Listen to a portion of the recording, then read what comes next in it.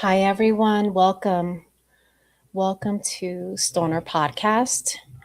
Today we will be discussing the case. Are you okay? My dog is going to choke on his bone. Max, are you okay? Jesus. Welcome, everyone. Hi. I want to discuss the Carmelo Anthony case. This incident occurred in April of 2025. And I just want to look at the facts of this trial. We're on day 2 of this trial. And, when I first heard about this case, right, back in 2025, we're going on a year. Yeah, it's been a year. Wow. I can't believe how quickly time has flown by. It's been a year. So when I first looked at this case, I'm like, okay, this is an open, closed case, right? Easy peasy. He admitted to the crime and he was detained. He was charged. However, recently we've discovered that Carmelo Anthony, we recently discovered that for his trial, we know that for a fair trial, the defense deserves not only a great attorney, but the defendant also deserves a fair trial by his peers being the jurors. Now, the jury selection, yes, I totally get that defense chooses their jurors. However, there were 3 Black females, educators, that were denied. The judge stroked those jurors, and so we have an all-white jury selection for Mr. Carmelo Anthony here. Once I heard that discovery about 2 days ago, it alarmed me. Okay, I know Texas. I've been to school in Texas, and so, hey Sandy, love the hat, and oh no, the dogs. Did you hear Max? He's almost choking on a bone. I'm like, what the hell? Thank you, Julian, for joining. So once, I went to school in Texas, once I hear about these strange things going on, I'm like, wait a second. Hold on a second. We want a fair trial. Same as with, what's the other case? Celeste Rivas Hernandez and D4VD, who is also happens to be from Texas. Yeah. We want a fair trial. So what side am I? I'm not in neither side. I am in the side of justice and in the side of truth. And so with this episode today, I will be bringing to you the facts of this case, and you'll be the jury and you can decide. Okay. So that's how I'm going to handle that. I'm going to share my screen. First off, we're going to start off with the police report. Okay, let's share my screen here.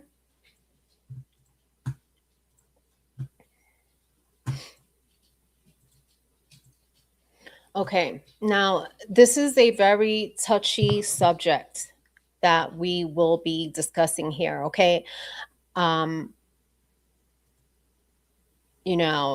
just be kind. Just be kind. Everyone has their own opinions, and let's just be kind. All right. So here's the arrest report. Let's take a look at this report.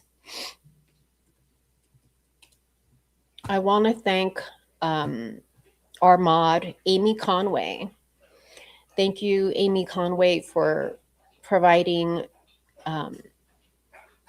some links here so that we can go over the updates. So thanks to all for being here. Happy Friday. I hope everyone's having a lovely day. All right, let's get started. Arrest report, Frisco Police Department, 7200 Stoneberg Parkway, Frisco. Now, this incident happened at McKinney High School. Okay, I'm sorry,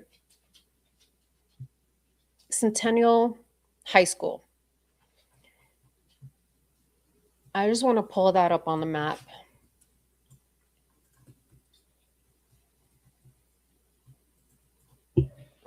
Okay. So let's go to Centennial. Oh boy, here we go. I mean, it's always something, right?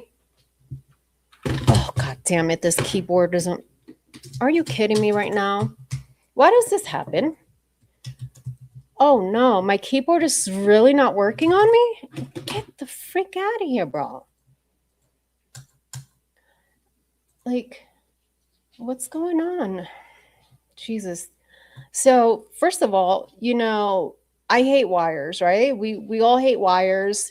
You go out of your way to purchase this wireless keyboard, right? And then the motherfucker doesn't want to connect. Unbelievable here. Unreal. I'm so sorry, guys. Give me one moment here. This is pathetic. Absolutely pathetic here. God damn it. Fuck. I'm going to have to look for my wired keyboard now. Unfucking believable, dude. You're serious or no? You're fucking kidding me. Fuck. Fucking A, man. All right, so I need to go grab a wired keyboard now. Give me one moment because this is fucking incredible. Fuck, bro. Unreal. Unreal. 1 second.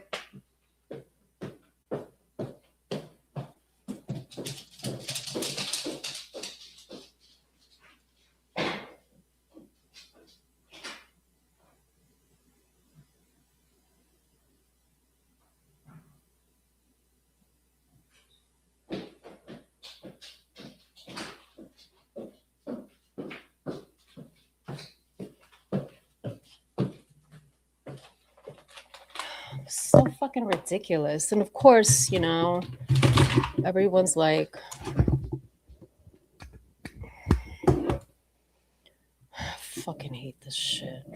Are you fucking kidding me?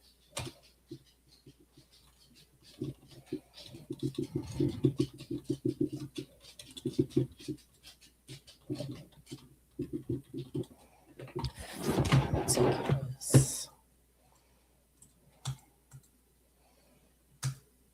I'm so sorry, guys. Here we go. Okay, let me try and get this baby working again. Okay, 1 second.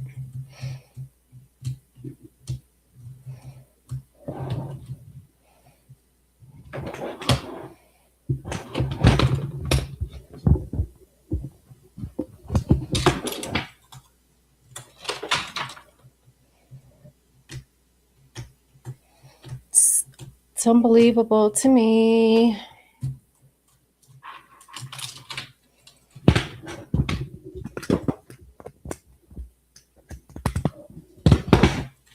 Fucking garbage. Garbage ass keyboard. Garbage. Fucking trash. Here we go.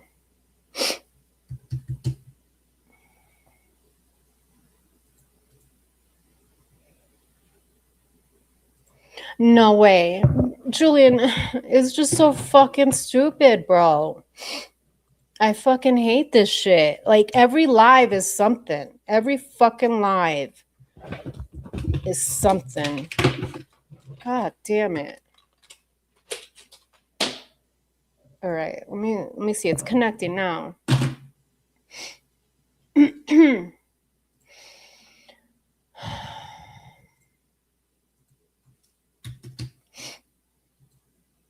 Yeah, nothing. It's not wanting to connect.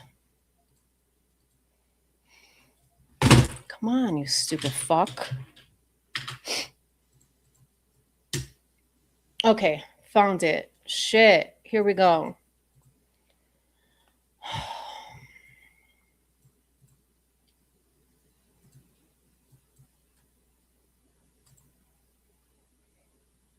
Okay, so the location was, the confrontation occurred at David Kuykendall Stadium in Frisco, Texas. All right.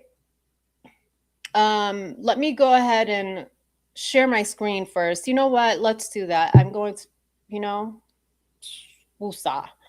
We are going to start off with a video.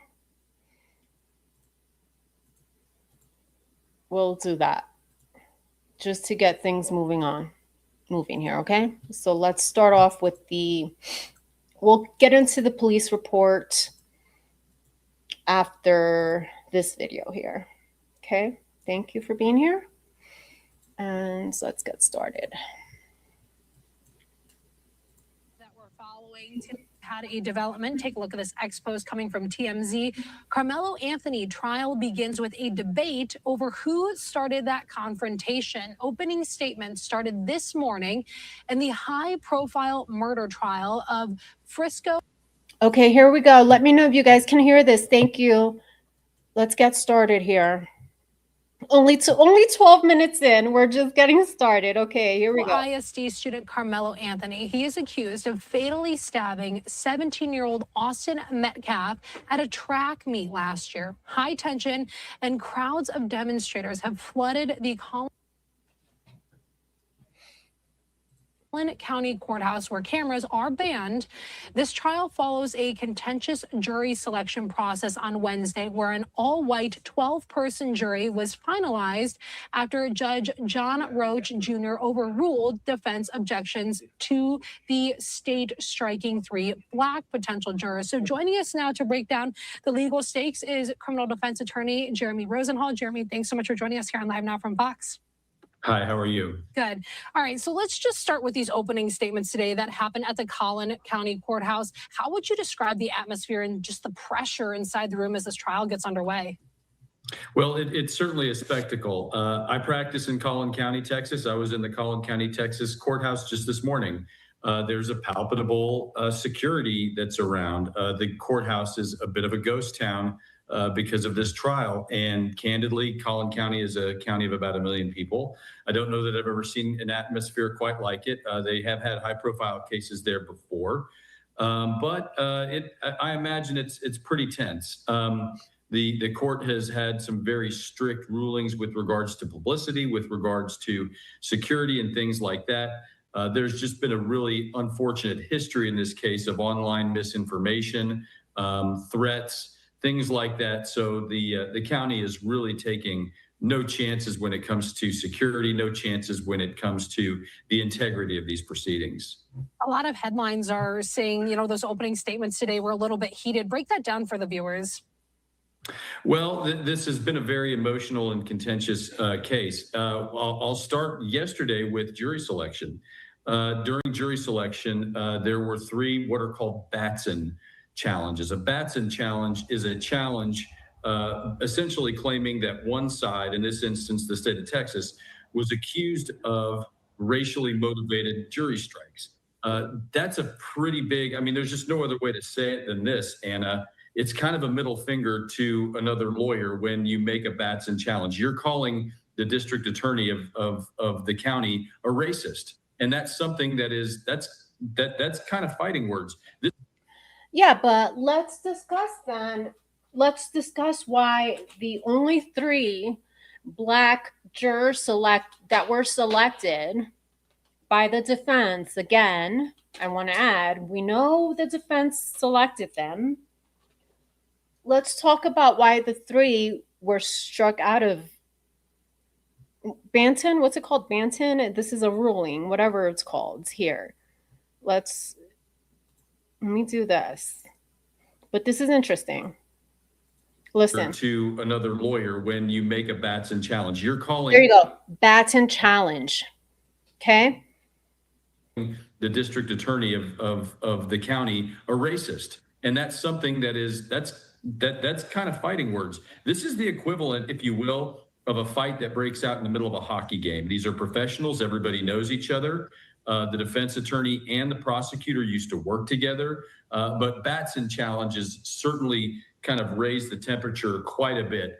In addition to what the high stakes at this trial already is, I can imagine that the opening statements are every bit as emotional and passionate. How does seating a 12-person jury with 0 Black members change the defense's approach in a case that's kind of already creating that intense racial tension that we just talked about? When you're preparing for trial and when you're sort of kind of going into the general defense of your case, you've drawn up this play in your playbook for months now, and the composition of the jury probably isn't going to really impact if you're going to make any adjustments on the fly or anything like that. It's pretty interesting for the reason that Collin County, again, is a county of roughly 1 million people that is very diverse in a lot of different ways with a lot of different demographics. So it's going to be a bit of an anomaly to have a jury that is devoid of any particular race in any case. I think that we probably pay more attention to that on the outside of it, the media, the spectators. Now, I want to pose a question here to the chat. How would you feel? How would you feel if the script was flipped? How would you feel if it was, let's say, Carmelo Anthony. Let's say Carmelo Anthony was a white male and he stabbed a Black dude, football player, right? And so he's now convicted. Again, white male stabbing a black individual, right? He is now convicted. Let's not forget their age either. They're very young kids. They were in high school. Young kids. Let's say they go to trial now. How would you guys feel if the jurors being selected were all Black? All Black. Carmelo Anthony is a white male stabbing a white individual, kid. I'm curious if the roles were flipped, what the reaction would be. I'm curious about that, honestly. Because he said, from the outside, it's no big deal. I don't understand why it's even an issue, right? Okay. Other lawyers in the community, we might sort of pay a little more. Again, all I care about a fair trial here. I stand on the side of truth, and we're going to go over the facts. You can be the juror. You can make up your own mind, your own opinion. Attention to that than they might actually in the actual heat of the trial. We won't know if this was an important factor really until the verdict comes out, and then we might be able to sort of guess about it. What would you say is the biggest hurdle that Carmelo Anthony's team? Jules, thank you for joining me today. Exactly. I mean, I'm not trying to be biased. Yes, I am Latina, Hispanic. I do have a soft spot to minorities and all of that. Yes, I'm well aware. And that's because, society. It's just society, right? Living in a big city. We are a melting pot in the city, We don't see color. We don't. However, this is in Texas. Could you imagine? I don't know. I just can't see it. I don't see all Black jury for a white man. No, I would never see that in 100 years. Let's be fair here. And there were 3 female educators 3 Black female educators. Okay? The judge strike them. And I don't get the process. I don't understand it. But let's continue. Faces in saying that he was acting in self-defense. Trials are always about emotion. You've got the law and the legal standards here. They're clearly trying to get what's called a self-defense charge, but you've got to win the emotional battle. And that's really difficult when on the other side of this case, there is a young man, Austin Metcalf, who died. So you're always going to be at a deficit in a murder trial because one side, the prosecution, is fighting for somebody who died. And not only that, it's very clear, Karmelo, the question is not who done it, right? That's not in doubt either. So it's very difficult as a defense lawyer to try to get the jury to understand that, look, this young man's life is in the balance as well. He may have done this, but the reason why he did it, according to their argument, is justifiable. It's a very hard counterweight to Austin Metcalf having deceased. Are you able to speak about how Texas's no duty to retreat and Castle doctrine could maybe come up in this trial? So the way the Castle doctrine and the no duty to retreat are triggered is those are areas that you are allowed to defend. You're allowed to defend your home. You're allowed to defend your car. Okay, here we go. So my mod here, shout out to Jules. My mod here, let me go to my post because guess what, you guys? She just shared something with me here. It looks like both the defense and the prosecution agreed. It looks like the defense and prosecution both agreed to the 3 Black female jurors. Okay? A jury of your peers, shout out to Jules. A jury of your peers is a constitutional guarantee that you have the right to be tried by an impartial jury of fellow citizens. It means the jury pool must represent a fair cross-section of your community rather than a tailor-made panel of the exact same race, age, or gender as you. Let me share this, you guys, because this is very important. This is super important for this case. Here we go. Shout out to Jules. Hell yeah. Okay. Let's read this. A jury of your peers is a constitutional guarantee that you have the right to be tried by an impartial jury of fellow citizens. It means the jury pool must represent a fair cross-section of your community rather than a tailor-made panel of the exact same race, age, or gender as you. Origins of the concept. The phrase traces its roots all the way back to 12115 Magna Carta, which stated that nobles accused of crimes were entitled to be judged by other nobles rather than by the king. Because modern society has dismantled formal class structures like nobility and commoners, the definition has adapted. Today, your peers are considered to be your fellow citizens. What it means today.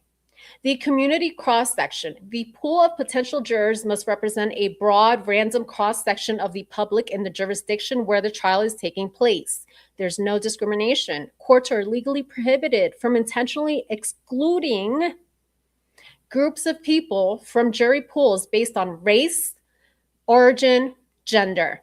No right to identical peers. It does not mean a 25-year-old student is entitled to be tried by a jury made up entirely of 25-year-old students, or that a specific profession gets you tried only by others in that same field.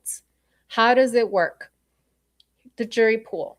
Potential jurors are generally drawn at random from public records, such as voter registration lists and driver license databases, right? Then voir dire, jury selection. Voir dire. Voir dire? Voir dire?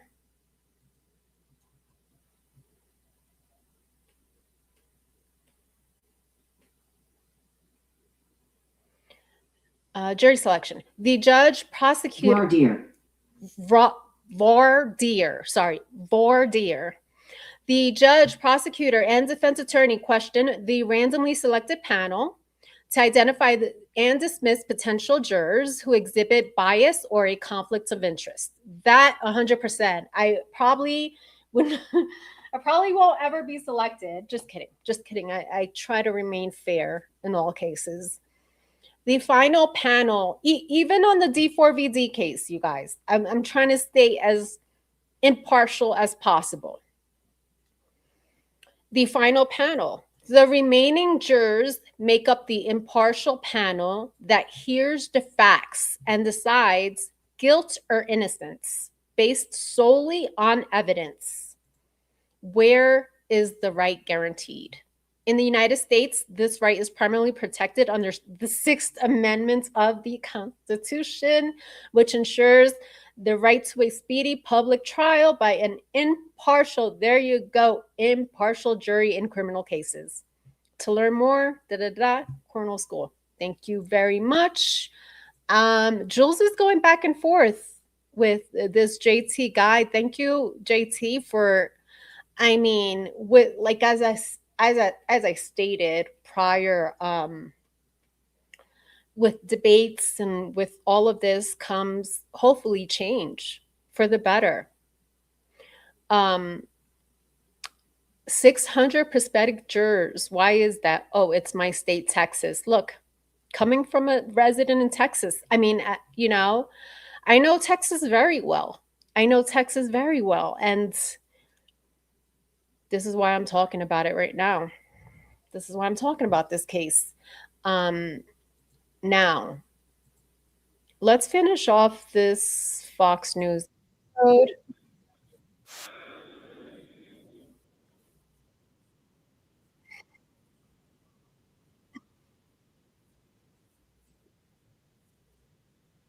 Probably, if anything, there's just sort of a tendency in Texas to kind of feel that way, to feel like we have the right to defend ourselves, our person, and in specific instances, our house or our car. The bigger issue here in this case, there's three fairly large legal issues. Okay. Number one is, did Karmelo Anthony provoke the harm in this case? Right. So, Texas has a law, self-defense law. If the defendant provoked the victim, the self-defense is out of the question. I bet you this is what he's about to say, because I read up on it.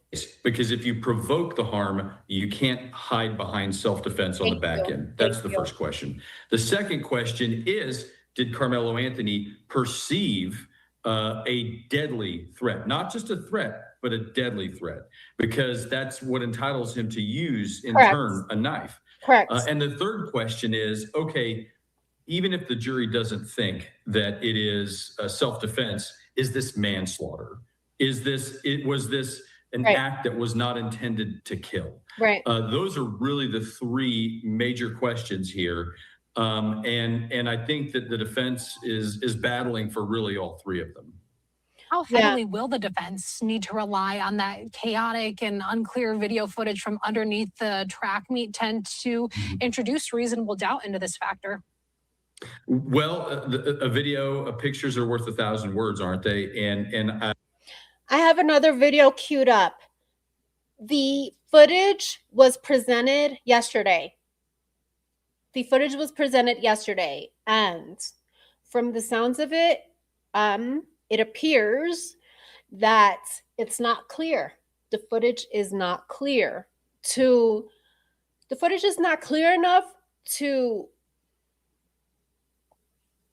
determine whether or not Karmelo was at harm or was provoked, and it does not reflect whether the other party was provoked. Anytime in the 21st century, jurors certainly expect and anticipate that they're going to have some type of video evidence. Not only that, but you had all of these young people, you had all these high school kids who were at this track meet. They were all under the tent at the same time. And I think the trial's going to go down to the witness statements because unfortunately the footage is not clear enough. So it will come down to witness statements, in my opinion. And I guess nobody was videoing, which I think is a bit of an anomaly. You've got, and look, a lot of trials sort of fit into this category where you have a handful of people who witness the same thing. Nobody's going to have the same perspective. Nobody's going to, I mean, it's going to be very rare, frankly, for people to say the identical thing. So there's going to be a lot of confusion that's just inherent for no other reason. Then you've got a lot of perspectives. From a legal standpoint, do you think Judge Roach's strict gag order has actually succeeded in protecting the trial's integrity from the widespread online doxing and the misinformation that we've been seeing? I'll tell you what, again, sort of practicing in Collin County and kind of witnessing it firsthand, they've got things really under control there. And I think they're pretty committed to not letting. That's a huge high school stadium. Wow. You know that school is generating income. Something outside really affect the process. We saw this in the Alex Murdaugh case. We saw the court clerk come and essentially make herself the 13th juror. And look, when you do that, when you have to try a case again, it's just a travesty in 10 different directions. You don't want to have the victims to have to relive everything and retry it. You don't want the defense to have to waste the time and resources of their fair trial. But Exactly. You don't want a mistrial. You want a fair trial. So the judge, in my opinion, yeah, I think so, Jules. I think he's fucked. If the judge didn't allow those 3 jurors, he's fucked. And you know what? If it goes on mistrial because of it, you know what? It's the judge's fault, in my opinion. You know, I don't know what can be done. I don't know if the families, if the defense attorney can appeal this decision. I really don't know. But not only that, there's all sorts of people who need that courtroom, who need that courthouse for their own divorces, for car accidents, for lawsuits, for criminal cases, for any type of case. So when you shut down to a large extent the access to the courts, you really can't afford for that to be wasted. So that's Judge Roach's primary concern. Judge Roach is an outstanding jurist. I've been in front of him many times. And I'm sure that he's made it clear that we're going to do this once and we're going to do it once only, and everybody's going to get their day in court. So I have no doubt that the way that he is sort of prepared for this is going to make sure that we don't have to do this again like they did in Alex Murdaugh. Well, hopefully. Next post on the screen for viewers coming from Fox News, just describing the scene outside the courthouse as that hearing did get underway today. Jeremy, for Texas law, under Texas law, exactly where is the line drawn between a defendant allegedly provoking harm versus maybe making a legally justified split-second reaction to what could have been a physical threat? Case law on this it's pretty subjective, and it gives the judge a lot of what you would call discretion. That means leeway. The judge is going to be the one who decides whether or not self-defense has been raised, and then the judge will pass it along to the jury. So, I mean, this is the same judge that didn't want the 3 Black educators in the juror. And the same judge now has to decide whether or not the self-defense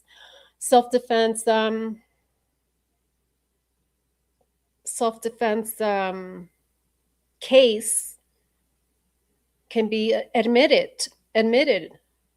Think of it like this.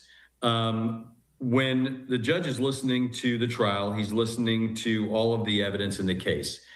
It's like that Snickers commercial where they start reading the really long jury instructions. That's the jury's manual. Juries are, the folks who showed up to jury duty are not lawyers. They don't know what the law says about self-defense. They need a handbook. Right. The handbook is what the judge is giving them in the court's charge. And then once the judge gives it to them, if the judge decides that self-defense is appropriate, it's the judge's decision to put that in there. And the law gives the judge a lot of leeway, and he's going to have to hear some really specific facts that, from Karmelo Anthony's standpoint, he thought he was going to die, and that's why he used deadly force. He's going to essentially have to hear that, and he will almost certainly have to hear it from Karmelo Anthony himself to raise a self-defense and to get a jury charge that allows the jury to acquit under that theory. We know the prosecution's expected to call 35 witnesses. How does a defense team prevent testimony fatigue and really keep the jury focused on their core narrative? Wow, they have 35 witnesses. I mean, all students, parents, I imagine. Oof. Narrative. When you're defending a case and you have so many witnesses, the way to sort of approach that is you kind of have what you might call a zone defense, right? The defense has their core theory being that Karmelo Anthony was acting in self-defense, and that maybe, we heard them say it earlier today, that it was Austin Metcalf that was the first one that put their hands on somebody else. So when you're defending a case and you have 35 people that parade on the witness stand, you don't really care so much about people who were there to talk about the weather, who were there to talk about who was sitting where. The only time you really sort of get involved, if you will, or mix it up with a witness is if they dispute that fact, the fact that you need to get your jury charge and the fact that you need to win. If a witness comes in and says, no, Austin Metcalf never touched him. So here's the thing, because Jules, from my understanding, from like just looking at, other people talking about this case, TikTok or Twitter and what have you, supposedly, allegedly, this kid, Karmelo, his friends played for the other team, for the team the Metcalfs played, the twins, by the way, they're twin brothers, Austin Metcalf and his twin brother. My understanding is that he was friends with a teammate on the opposing team. He was friends with someone on the opposing team, which is why he sat under their tents. And my understanding is that his team that day did not have a tent set up, and it was raining, it was pouring. They were on rain delay. And so it looks like Karmelo decided to like, hey, let me just, go into this tent where he knew someone. And then the twins approached him, basically, hey, get out of our tent. And that's when the altercation began. Then that's when, as a defense lawyer, you're going to tangle with that witness. But if a witness just comes in and says, Karmelo Anthony was wearing green, you sort of let that go and you don't really pick that fight. Looking at the facts of this altercation, is there a realistic path for the jury to be instructed to consider maybe a lesser charge like manslaughter rather than first-degree murder? I think really that's where the big fight's going to be. I think that the path to victory for Karmelo Anthony, for complete victory, is self-defense. I think that's going to be very hard to establish when Austin Metcalf was not armed. I just think that that's going to be hard. Your much better defense, or your much more realistic defense, is to say, look, we didn't wake up that morning deciding that we were going to end somebody else's life. This was an accident. And yes, I used a knife, but I did not intend to kill anybody that day. And I think you can point to a lot of the surrounding evidence that you see with the first responders who are there, who are there with Karmelo Anthony, Right. who first dealt with him. In fact, one of them today, Coach Vincent Hooper, testified. I believe that he believed that Karmelo Anthony was crying and Yeah, like he instantly was confessed, remorseful. and that he felt like Karmelo Anthony was being pretty genuine. That doesn't. Yeah, we're going to get into that. So, one of the coaches testified yesterday, and he basically stated that Carmelo appeared to be remorseful. So, I don't know why he did this. Like, man, why'd you do this, boy? Why'd you do this? Mean he didn't kill him. That may mean that premeditation that you need for first degree murder is not there. So I think that the prosecution is going to have a much more difficult time convicting on first degree than they are with this self-defense charge. All right, Jeremy, thank you so much for your time and your insight here on Live Now from Fox. We greatly appreciate it. All right, so that's Fox via Fox. So now we're going to this other one here.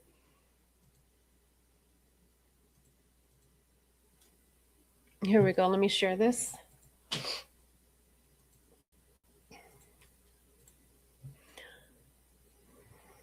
Okay.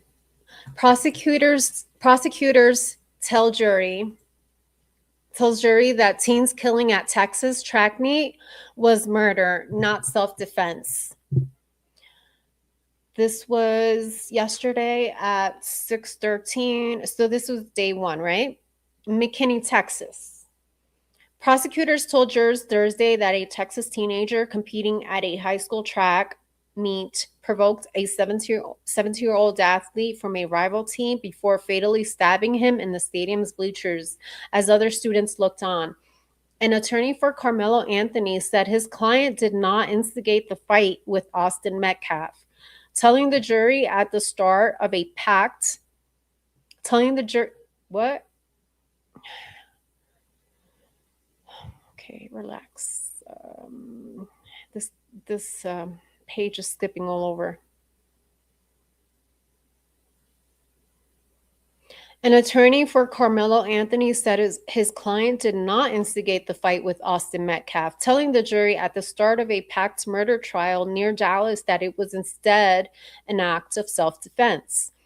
Anthony pled not guilty over last year's stabbing, which stunned an affluent suburb where the pair attended school. The death last year quickly drew wide attention, in part because of social media posts that amplified the case in racial terms. Anthony, now 19, is black, while the Metcalf was white. According to an arrest report, which we're going to get to after this, Anthony told police he was protecting himself when the two got into a confrontation during the meet. That's the thing. Like, he automatically told the police officer, I did it. Like, I did it and I was protecting myself. I wish there was footage of that, right? Because the footage would tell you everything. The footage would tell you if it's real or if it's true, right? Anthony told police he was protecting himself when the two got into a confrontation during the meet in Frisco. A fast-growing city is dotted by dozens of modern-looking school campuses and gleaming athletic facilities. But the prosecutor, Bill Werski, he told jurors it was a senseless murder and not a case of self-defense. He called it a sneak surprise attack. Wow. And said Anthony knows he goaded the murder. He didn't want to fight, Werski said of Metcalf. So obviously the prosecution is basically, their stance is, hey, Metcalf didn't want to fight. You just, you basically came into their tent, provoked him and stabbed him, which, could likely be the case. The jury was seated this week under increased courthouse security, and a Collin County judge set strict rules over the proceedings, including prohibiting attorneys from discussing the case publicly. So they're under a gag order. Dozens of people lined up to get a seat in the courtroom Thursday. The stabbing happened on a rainy morning in April. Witness told police the confrontation began when Anthony sat under a tent belonging to Metcalf. Okay, so that part of it we'll read in the police report, right? But let's continue with these quotes here. Okay. The parents of both teens have said they were good students who plan to go to the college. Metcalf Fathers has condemned those who seized on the race of the teenagers after the killing. It's totally understandable. This was not a race thing, he said. This is not a political thing. Please do not comment if you don't know what happened. This is a human being thing.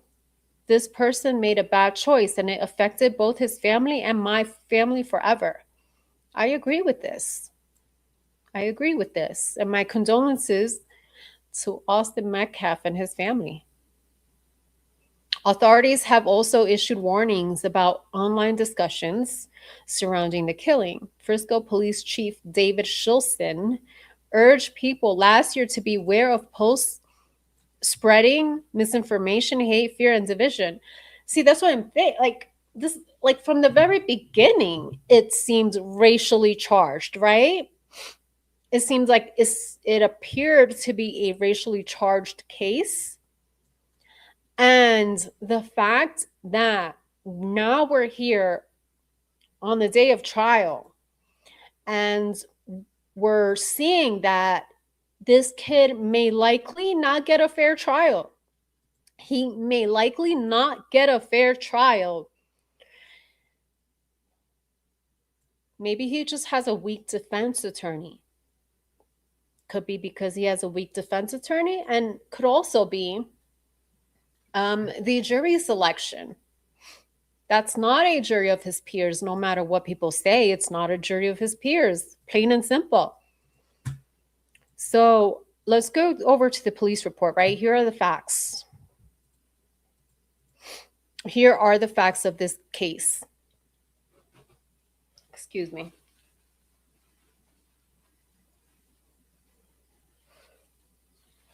I am not angry. Excuses for him pulling the knife. Who knows, though? He's a black kid in Texas who knows what Metcalf was saying. Sure, the N slur was thrown out there, but I don't know since I wasn't there. Exactly.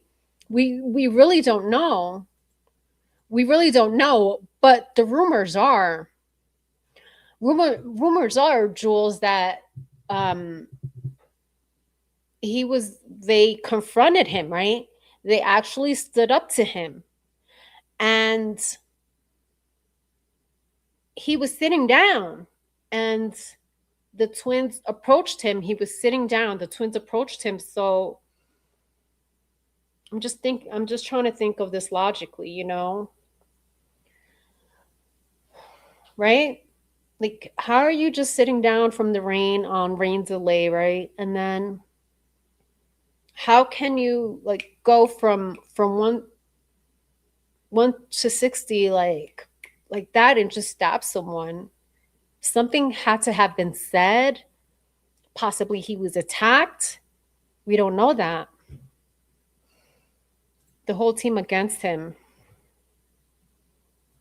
And who's putting the bringing the race into it? The media. Exactly. All right, so here's the arrest report. He was 17 then, okay? First degree murder.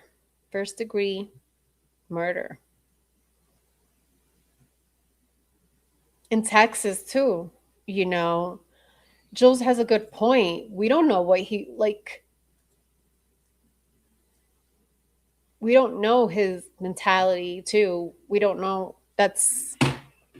his mentality at that point, you know, being in Texas, and again, you're black. It's the majority of everyone going to the school or in these football teams are white. I don't know if he felt a certain way, his pride, his ego kicked in that moment. I don't know. But it's just sad to see, honestly. From a justice standpoint, from someone who believes that everyone deserves a fair trial, it's sad to see. It really is. The whole jury thing, that's what I'm talking about. So, April 2nd, the officer was Eduardo Cortez at 1704. And 1704 is actually what? I gotta count now. It's 5:04 p.m., right? On April 2nd this was an early game. This was a 10 o'clock game. Staley School Resource Officer Cortez heads over the radio dispatch. Oh boy, here we go. I hope this is not like Moscow type deal here, where you can't freaking understand what they're freaking saying. Let's go. So it's 10 a.m. now, right? Cortez heard over the radio dispatch call about a stabbing at the stadium. The call notes indicated that an athlete was stabbed. The suspect was reported as being a black male wearing a gray hoodie and blue sweatpants. I immediately left my office and ran across the Staley Middle School parking towards a southwest entrance into the stadium. As I entered the stadium, 2 high school age students informed me that the victim was on the north ends of the stadium by the bleachers under a Memorial High School tent. I did not identify these students. Next, I proceeded toward the north ends of the stadium, the visitor's side, on foot. As I got closer to the north end, I could see the Memorial High School tent with multiple individuals under the tent. Once I arrived onto the north side bleachers, an adult male who was on the track pointed out the suspect. I was not able to identify that witness. The individual that was pointed out to me was a black male wearing a gray hoodie sweater and dark colored Nike pants. The suspect at this point was on the track on the north end. There was a chain link fence that separated me from the suspect. I gave the suspect instructions to keep his hands up in the air. During this time, the suspect said verbally out loud, During this time, the suspect said out loud, I was protecting myself. It should be noted that I had not questioned him about the incident when he made that comment. I asked him if he had any weapons, and he said no. I patted him down for weapons while we were walking along the fence, and I did not locate any on him. I instructed the male to continue walking along the fence, which he complied, towards an area where there was an opening in the fence that led off the track. While walking him off the track, the suspect also said he put his hands on me. Okay? So Karmelo immediately is stating that he was attacked, in my opinion. Well, not opinion, it's on the police report, but this is what he said. So I guess, I then detained the suspect in handcuffs and had him sit down on the ground. Officer Ritchie had arrived on scene at the time. I conducted another pat down of his person and then searched his person after he gave me consent. No weapons were located. While the suspect sat on the ground, I advised that I had the alleged suspect. The suspect then responds and says, I'm not alleged, I did it. So while the suspect sat on the ground, I advised that I had, so basically Officer Cortez, Eduardo, it's a he. So as Officer Cortez is basically stating, I want the body worn camera. I wonder if I can FOIA that. I've never FOIA'd before, but I want to learn how to do it. I think it should be easy, right? Like it should just be. I definitely want to. I wouldn't do. I would never FOIA anything from the Idaho 4 case because I don't trust those motherfuckers. But I definitely want to FOIA this. So where I was going with this is he immediately admitted to it. He said, I did it. I mean, that's not what you want to hear when you're a defense attorney. You don't want to hear your client. Yeah, I want to get that. Jules, I want to get the body cam footage, but I don't know how to. I got to figure it out. I need to learn how to FOIA, basically. I should try it, right? Yeah, what the fuck happened? Unless you can. Yeah, I can't. Yeah, I was thinking the same thing. I'm like, what happened to the knife? And then Jules, thank you for being here, Jules, because you bring up some interesting points. Now, I want to see the weapon. You like in the freaking Idaho 4 case. Show the fucking weapon. Show it. Where's the knife? Where's this knife? Because you know what? There's rumors that it wasn't even a knife. There's rumors that it's, one of those tools that track, you use to get the mud or grass or whatever off the cleats. That's what I heard. I heard it's one of those. I didn't hear it was a knife. So I'm curious about that because there's rumors that he brought a knife. Everyone keeps saying he brought a knife. It's premeditated because he brought a knife. But what if it wasn't a knife? What if it was this other thing? I mean, like, we can't just jump into conclusions, right? All right, so he immediately says, let me grab some water.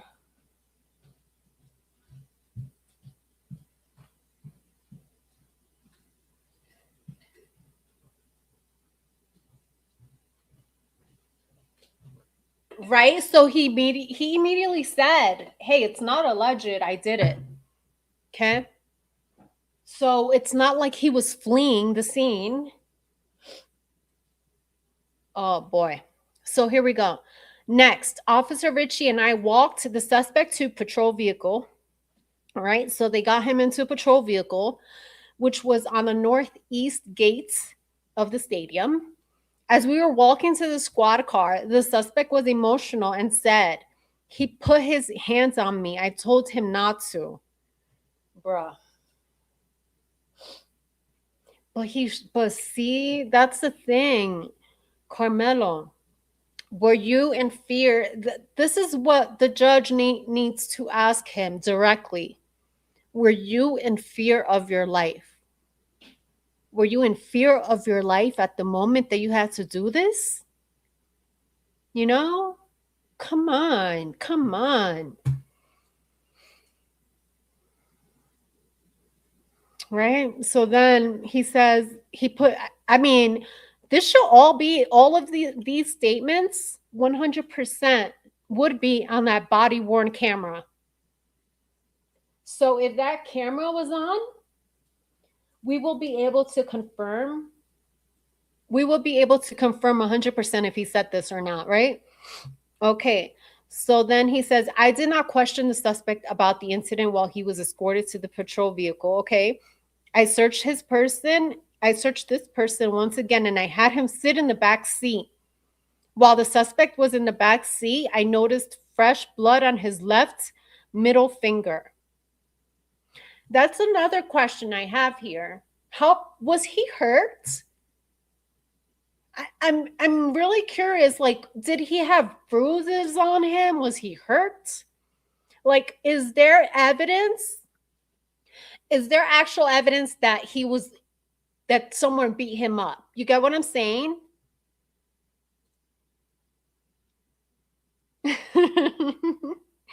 Seriously, how do you? Oh no.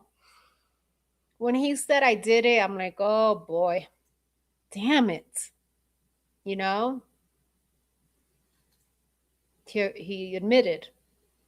Okay, so the officer said he didn't question about it, right? So then I searched him once again. I noticed fresh blood on his finger. I verbally acknowledged that I saw blood out loud so that it would be captured on my body worn camera. But is the blood from, was the blood his or was the blood from Metcalf? You get what I'm saying? Then he says, it should also be noted that the suspect asked me, is he going to be okay while he was in the back seat? Bro, why'd you do it? Why'd you do it? Oh my God, Karmelo, why did you do it? You can't just take a life like that, man. You can't. It's not. I then identified the suspect. He provided his name and date of birth, which date of birth verbally as Karmelo Anthony with a date of birth. I ran him through the dispatch. Officer Hancock arrived on scene and remains with me and the suspect at this point. Karmelo was then checked via eSchool database to also confirm his identity. The identity information he provided matched. Upon arriving to the Frisco jail, Karmelo was escorted in the intake area. Okay, so this officer stating he didn't question Karmelo at all. Okay. Okay, so then they're saying he was escorted into the jail.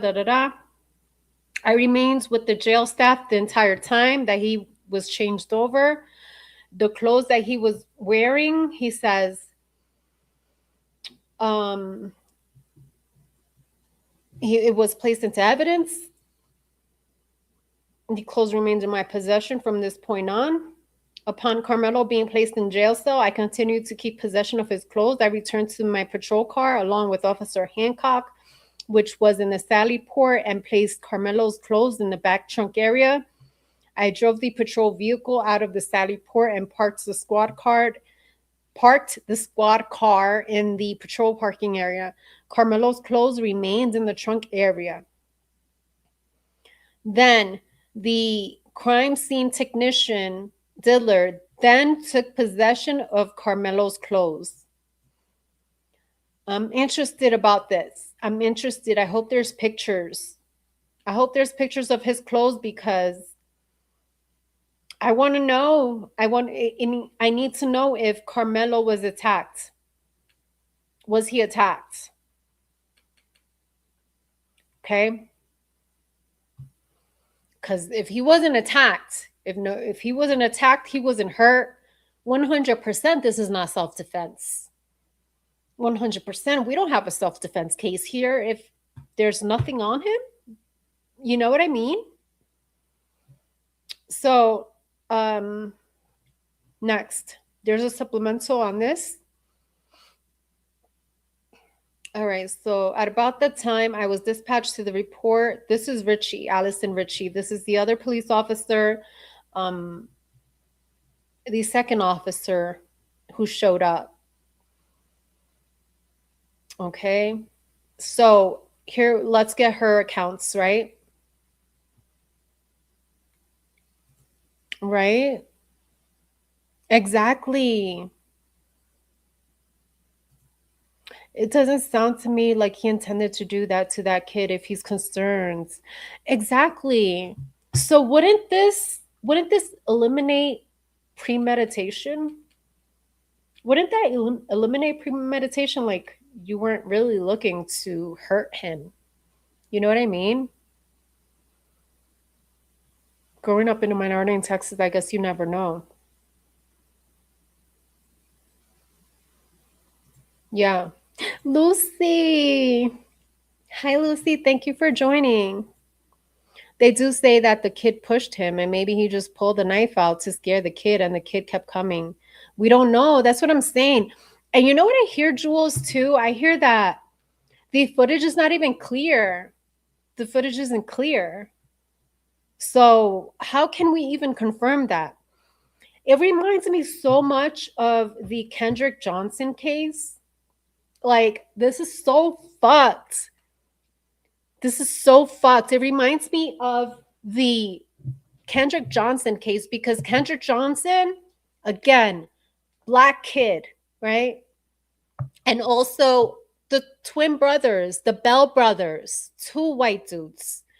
And then the part that reminds me of the case that although it's obviously the Kendrick Johnson was the one that you know, unfortunately passed, was murdered allegedly. In that case, the school footage was completely tampered with. And not only was the school footage tampered with, there was at least an hour missing from Kendrick Johnson's case. From that footage, an hour missing, which is the vital hours. So what I'm saying here is that we don't know exactly who had access to this footage. And if we follow the Idaho 4 case, we know it can easily be tampered with, right? Hey, Amy, thanks for joining, Amy. I appreciate those links you sent me, Amy. This is an interesting case for sure. I'm going to follow it because honestly, I just feel the need to, but here we go. So this is Officer Ritchie, right? So now Officer Ritchie arrives on the scene. She says she approached the track field area and saw Officer Cortez kneeling next to a black male wearing a gray hoodie, sweatshirt, and blue sweatpants. We should get pictures of this. On trial, there should be pictures of this. And if it's a gray hoodie sweatshirt, you can easily see any blood or anything. So hopefully they show that. I have yet to hear anything about a weapon being mentioned. So I'm curious, where's the knife? Okay? Where the fuck is the knife? Okay, let's start there. I have not even heard about the weapon in the media. No one is talking about it. No one's talking about the weapon. Okay? So that's interesting to me too, honestly, because sometimes in cases, it's what mainstream media is not talking about. Okay? And we learned in the Idaho 4 case that usually when mainstream media is talking about this thing, that means it's the total complete opposite. So we know to follow the facts on this case. So that's why we're reading this police report and seeing what they have to say here. So again, Officer Ritchie, again, same thing. She claims we don't have the body cam footage, but there was a body worn camera, clearly. I want to FOIA that. I have a question. Lucy, would you happen to know? Lucy, do you know if you can FOIA something during trial, or you have to wait until the trial ends to FOIA it? Let me know what you think.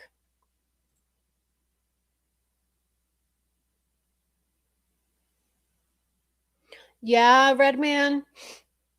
I believe that. Okay, so again, this officer is confirming what the first officer stated, that Karmelo Anthony blurted out the words, "I am not alleged, I did it." Okay, so Cortez conducted a pat search of Anthony. He ensured Anthony did not have any weapons and found nothing of evidentiary value. Nothing of evidentiary value. There you go. Officer Cortez and I then walked Anthony to my pre-search patrol vehicle, and Anthony was seated in the rear driver's side compartment of my patrol vehicle. While walking to my vehicle, Anthony made another spontaneous statement and asked if what happens could be considered self-defense. We need to hear that. We need to hear that from his mouth, not from this police report. We need to hear that body cam footage and ensure, we need to confirm that the details being said here are accurate. That's weird. That's weird that he basically asked if this was self-defense. Interesting. I replied by telling Anthony I did not know what happened. It should be noted that in-car camera, oh, there's an in-car camera. Can we FOIA that too? You think we go FOIA that? So the in-car camera in her patrol was activated prior to Anthony being placed. So it was on. It was on, baby. That should be available. While Officer Cortez assisted Anthony into my patrol vehicle, I noticed Anthony had blood on his left middle finger. Again, I'm curious if it was Anthony's blood from fighting or if it was Metcalf's blood. I grabbed my department-issued digital camera and took a photo. Good, we have photos of that too. I later uploaded the photos to the crime scene folder under this case number. Okay, now we have Officer Otis, right?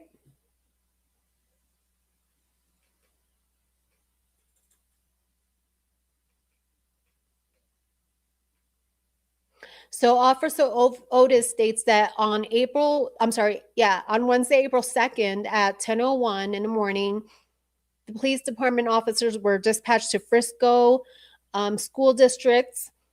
The Frisco Police Department Emergency Communications was receiving an emergency call regarding an athlete that was stabbed. The originally unknown assailant was a black male wearing a gray hoodie and blue sweatpants and also had a goatee and short hair. The subject was possibly wearing Centennial High School attire, as it was believed he was a student there for the sporting event. This had all taken place at the visitors' side of the stadium, and the victim was under the Memorial High School tent in the bleachers. So that's what they're saying. They're saying that Karmelo just decided to post up into a tent, into the opposing team's tent. I mean, it was raining and his team didn't have a tent. And there's rumors that he knew a kid from that high school, which I imagine he would. I mean, if you have these track meets, you know kids from other schools. You begin to know them. I know this for a fact. And so at around this same time, the school resource officer Cortez arrived on scene, began assisting the victim, trainers, and the other parties. This must be a terrible, terrible. I feel really bad for the victim and the victim's families. Could you imagine? This must be so terrible. You know, you're taking your kid to this track meet, and you end up with one of your twins. You know, this is so sad. It's a very touchy case. It's a very touchy case. Sergeant Otis was working the 50 sector as a sergeant. He was in full Frisco Police Department uniform. He was also in a marked Frisco Police Department patrol car. He was relatively close to the call and placed himself on it around 10:02 and responded to the call with his patrol vehicle's overhead emergency lights. He arrived at 10:06. He walked up to the location. Officer Cortez and Richie were walking the black male subject away from the stadium. The suspect was crying hysterically. Please see the other involved officers' narratives for their involvements. Well, the other officers did not say anything about him crying hysterically. Honestly, Cortez and Richie, I just read their statements. They said nothing about him crying hysterically. That's why we need to see the body cam footage. We can't just go off these words. There's no way. Right? That's what I'm saying. Brought knife there is telling a bad intent. That's what I'm saying. Amy, good point. Like, because obviously the prosecution is going to argue premeditation. Because why would you bring a knife, right? To attract me. Why are you bringing a knife? But Amy, we haven't seen the knife. Amy, we haven't seen the knife at all. They haven't showed it. In this police report, they patted him down. He didn't have the knife, right? And then there's rumors, which I'm just going to share it, but they're not confirmed, that the weapon was actually, one of those things, if you play football or track or whatever, and you get grass or mud or dirt stuck to the bottom of your cleats, that tool to take it out. People are stating that it wasn't a knife, that it was this tool. So again, then show us the pictures. If that's the case, then show us you have the weapon, right? Show us pictures of the weapon. Just like the Idaho 4 case. How long did they take? How long did they take to show us the freaking knife sheath? Come on. That's crazy.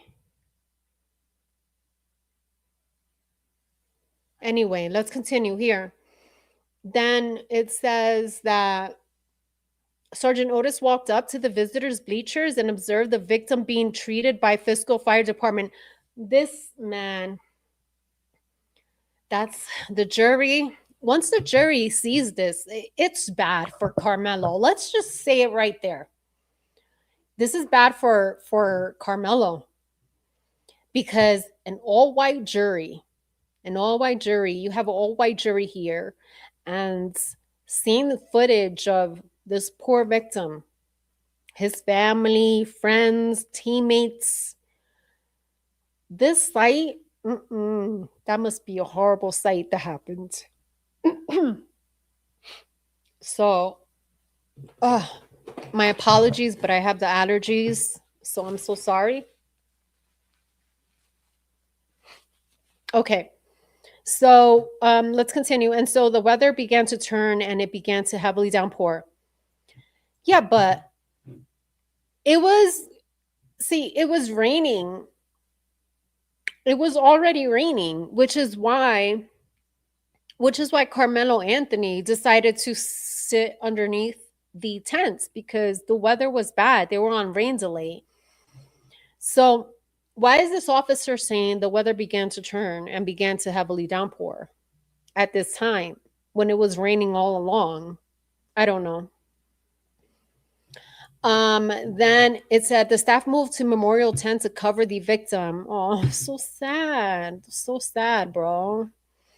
Sergeant Otis began using his city-issued phone to snap crime scene photos to preserve as much of the scene as possible due to the weather and the large gathering of people that were involved in the incident. Other officers began to set up crime scene with tape, moving non-essential personnel out of the immediate area. The officers on scene were informed that the knife, here, this is interesting. The officers on scene were informed that the knife that was used was tossed and was still believed to be somewhere close. Okay. Eventually, one of the witnesses said they remember seeing it on the bleachers still. Okay. Officer Shows was, oh, they got the knife. Officer Shows. Who's Officer Shows? Is this? Okay, we're still reading Officer Otis's account. And so far, we haven't heard anything about this Shows guy. So this says this Shows guy was able to locate the knife. It was located between rows 9 and 10 near C30, closest to the aisle, partially open. Partially open. Interesting. But how do we know? How do we know that's the knife? See what I'm saying? How do we know that's the knife, you guys? That's what I don't get. Well, it had to get delivered for.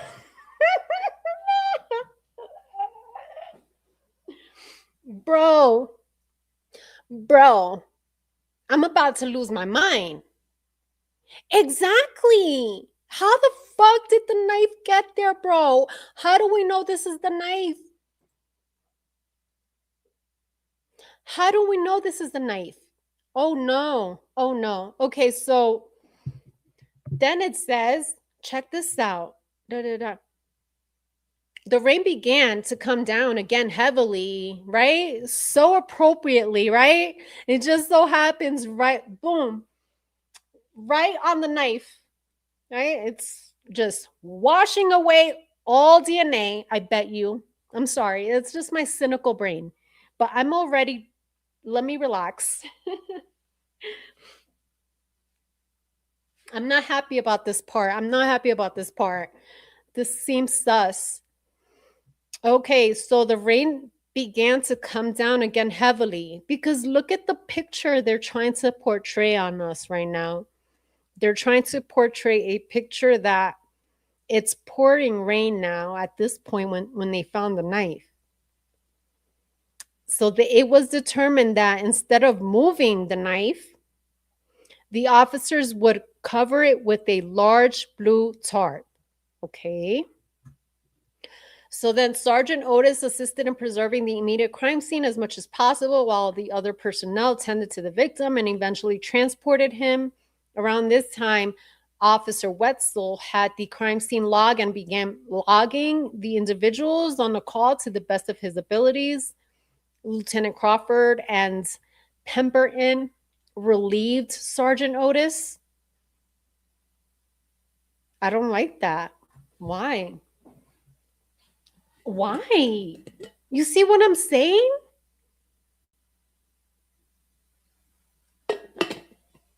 I don't know, you guys. This is kind of messy. This is getting messy. What's your opinion? This shit is getting messy over here. What do you mean you relieved him? Why? Because I don't know. Let me stop. Let me continue. That's weird. That one of the officers who fucking saw the weapon was relieved. He was relieved? What does that mean? So Sergeant Otis went back to the police department to download his body cam and the photos he took with the city issued phone. So Otis is another Maori. There you go. This is Detective Maori over here. Downloading shit. Does anyone? Yeah. I watched it the day right after it happened. I don't think it has anything to do with race. I've seen videos of both boys playing football and hanging out with opposite race. I think it was a bad day. No, I agree with you, Redman. I agree. I don't think the altercation, I don't think it was in other words, I don't think this is a hate crime. I don't think this is a hate crime, Redman. No, it's not a hate crime. It has nothing to do with race. I think this was more ego and pride. Ego and pride. You know, who knows what he was feeling? We don't know what Carmelo Anthony was feeling. Did he feel any fear? Was he like being, provoked? I'm playing devil's advocate here, you know? Even OJ, even OJ had a few of his peers. Like, what the fuck you're doing to my boy? Like I said, this case, I mean, I heard about it. I heard about it last year. I'm like, oh, this is an open shut case. Boom. He did it. He admitted to it. Lock him up. That's it. You took a life, eye for eye, right? Eye for an eye. But I don't think he's getting a fair trial.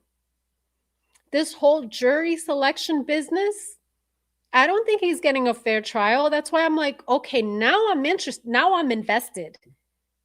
Now I am invested. Oh yeah, you want me interested? I am fully interested. So yeah, Detective Mary here went to download the body cam and all the bullshit, right? Then Sergeant Otis' city-issued phone had a total of 33 photos that were used to document the incident. During his download, the initial photos formatting was incompatible with the crime scene folder. He re-downloaded the photos During the download, the initial photos formatting was incompatible. Yo. Detective Mary, what the fuck are you doing here, Detective Mary? I can't. Are you hearing this? How was it incompatible? He re-downloaded the photos that he took and they were able to save properly for preservation of evidence. At this time, there is nothing further. Bro, oh no. Yo, this poor kid has no chance. Carmelo, you're done, boy. You should have never freaking. In Texas? In Texas? A white football player? Oh, he's done. He's done. Because this tells me here something is happening here.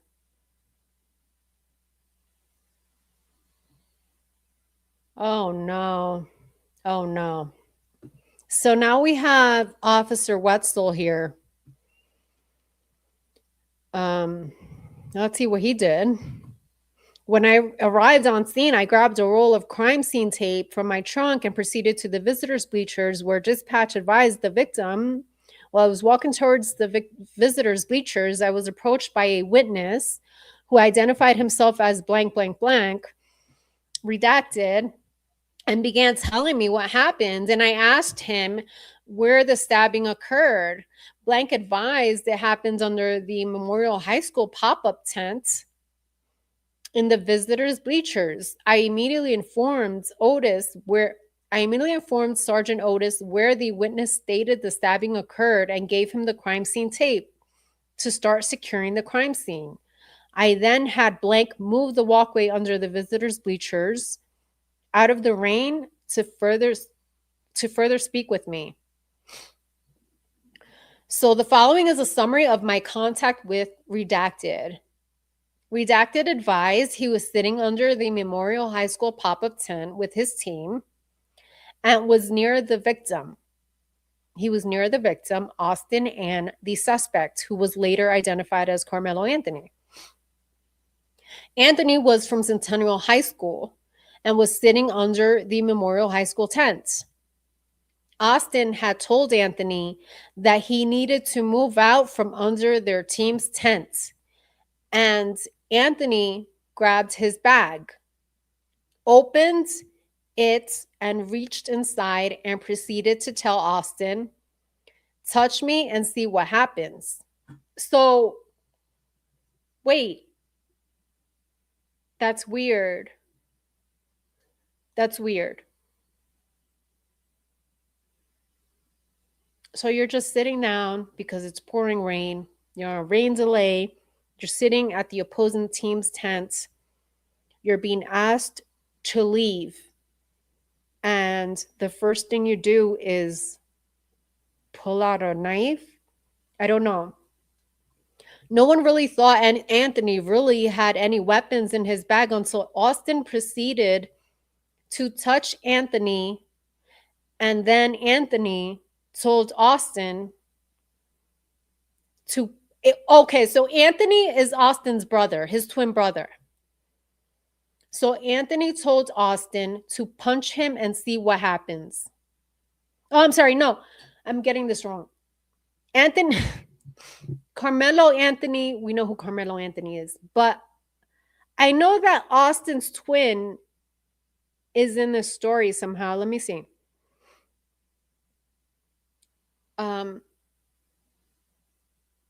Anthony really had any weapon in his bag, and Austin proceeded to touch Anthony. And then Anthony told Austin to punch him and see what happens. A short time later, I mean, what do you mean a short time later? Like, continue telling us. A short time later? No, there's no short time later. Like, what happened? Like, what immediately happened? Don't come here with a short time later. Yo, this is some bullshit. I can't. This is why I can't. You can't go off police reports. You simply can't. You simply cannot go off police reports. You can't. You got to hear it. Exactly how it was said. What do you mean a short time later? No. Did they fucking fight? Was there a fight? Was there a fucking fight here? Then Austin grabs Anthony to tell him to move. So see what I mean? Like, no one deserves this. Rest in peace to Austin Metcalf. Rest in peace to this victim. He didn't deserve this. But how did he know that Karmelo Anthony had a weapon on him? He wouldn't have known that. This is fucked. It's sad. It's sad. These are young kids. But Austin, clearly, he said he put his hands on him. Austin grabbed Anthony to tell him to move, and Anthony pulled out what Blank recalled as a black knife. A black knife. A black knife. And stabbed Austin once in the chest and then ran away. Damn. Austin began grabbing his chest and telling everyone to get help. Oh my God. This poor kid, man. This poor kid. It's all around. This is just an awful story all around. Then he advised he did not know Anthony's name, but stabbed another Memorial Track member. Redacted advised he did not know Anthony's name, but stated another Memorial Track member, EP, was friends with Anthony, and he could identify Anthony. Now, there's rumors that the reason why Karmelo Anthony went into that tent was because he knew someone. He was friends with someone in the opposing team. I'm curious if this was the person that he knew from the opposing team. Redacted described Anthony as a black male, skinny, with possibly a goatee, short, poofy hair, and wearing Centennial High School clothing. See, this says he's wearing Centennial High School clothing, though. That's not what the officers wrote.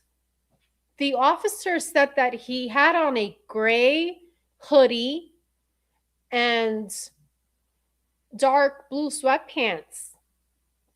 So, but this guy is saying that he was wearing a Centennial High School clothing. I then was instructed to start a crime scene log. I retrieved a crime scene log for my patrol. All right. We're on page 4. I'm going to go ahead and play. Let me go ahead and play this video just to Give me one moment.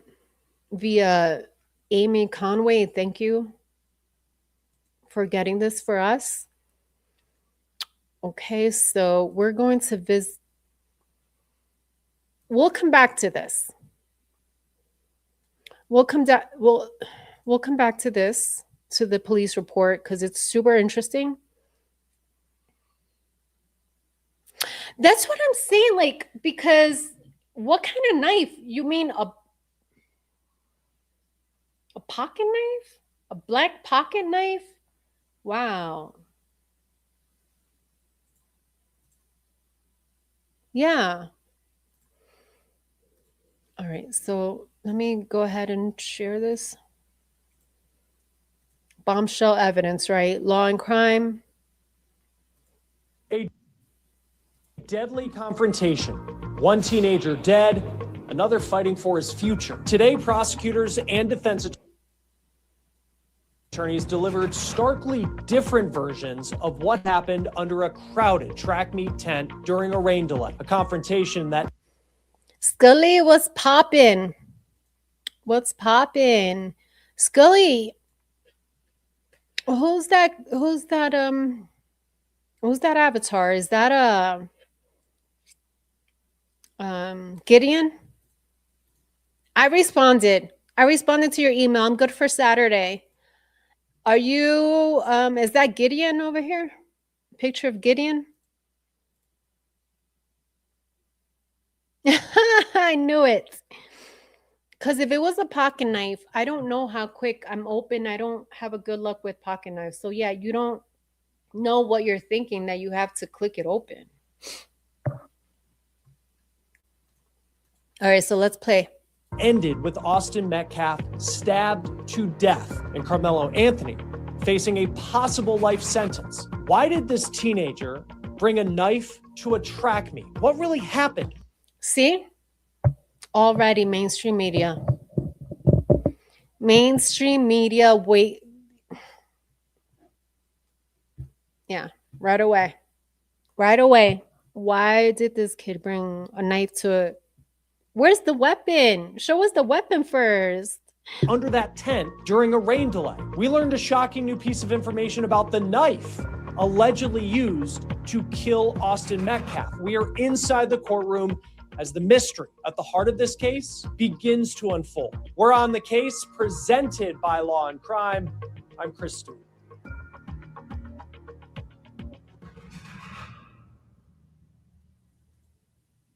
Before we get into this episode of On the Case, I got to talk about our partner and sponsor, Kalshi. If you have ever wondered if it's currently trading at 41 approved, federally meditated. Now, there is video of the alleged incident that was shown in court. Trade what's next. All right, so today the state of Texas began to lay out its case against Karmelo Anthony. And not only did they argue the teenager murdered Austin Metcalf, they say it was premeditated. Now, there is video of the alleged incident that was shown in court today. And Court TV's Cody Thomas is in the courtroom for us for this trial. He saw that video for himself. He's going to join me here in a moment to break down what he saw. Now, as a reminder, there are a lot of restrictions when it comes to how we are covering this trial because the judge has not allowed any cameras or audio or live streaming of this trial. So really the only way you're going to be able to get insight on this case is if you follow along with us here on the case, as well as with Court TV's Cody Thomas. So let's start with how this day started. And I want you to look at this drone video. We shot this outside the courthouse. This was before opening statements, and there was a line of people here in Collin County. It's outside Dallas. We think there was roughly 200 people outside the courthouse trying to get in to see this trial take place. And there's just 27 spots in the courtroom. Now, before we get to what prosecutors and defense attorneys argued in their opening statements, we need to talk about this jury. Look, there is no question that race is one of the elements that has made this story the center of a lot of attention, on top of the fact that you have a young man who lost his life at a track meet. And the racial makeup of this jury is definitely something getting attention here. Now, this jury, it's 12 people. We're told it is made up of 3 Asian women, 1 Middle Eastern woman, and a woman of color. But reportedly, no African Americans are on this jury. And the rest of the jury is made up of white men. Now, according to local reports, 3 African American women were stricken from the jury, claiming they had bias in the case, claiming they didn't want to convict Karmelo Anthony. Now, the court went through more than 600 potential jurors in the selection process. Well, according to this here, they're saying that the 3 women didn't want to convict him. I don't know how true that is, honestly. And one question we are told hung up a lot of people was whether they could convict a teenager and put him away for life. Now, Karmelo Anthony is that teenager. and he is charged with first-degree murder in the death of another teen named Austin Metcalf. And we have not seen Anthony on the outside of the courthouse as we did when he posted bond last year. The road surrounding the courthouse has been blocked off, and it does appear that Karmelo is being brought into court away from cameras. Again, very strict rules when it comes to this trial by the judge. We can't film inside the courthouse. We can't film the trial. We can't live stream it. So we just have the words of the people who are witnessing it for themselves, like Cody. Now, prosecutors dropped some new information today, and it's information we didn't know until the opening statements began. And before we get to that, I want to lay out for you the timeline. And I'm going to lay out this timeline using the perspectives of the prosecution and the defense. So all of this took place last year on April 2nd, and it was at a track meet for local high schools in Frisco, Texas. And you have What a cutie, too. I mean, not that it matters, but man, too soon. Gone too soon over some silly bullshit. Austin Metcalf's high school and Karmelo Anthony's high school. Those were two of the schools competing in this track meet. Everything changes when a rainstorm moves into the area, and it delayed this track meet. So everybody's going to maybe back to their bus, maybe they're going to a tent underneath, and Karmelo's high school did not have a tent, but Austin Metcalf's high school did. And Karmelo ducks under the tent of Austin Metcalf's high school. Now, this is where the versions of events. Jules, you know what I heard about the jury? Maybe I'll play it here. Yeah, I'm going to play it here after this.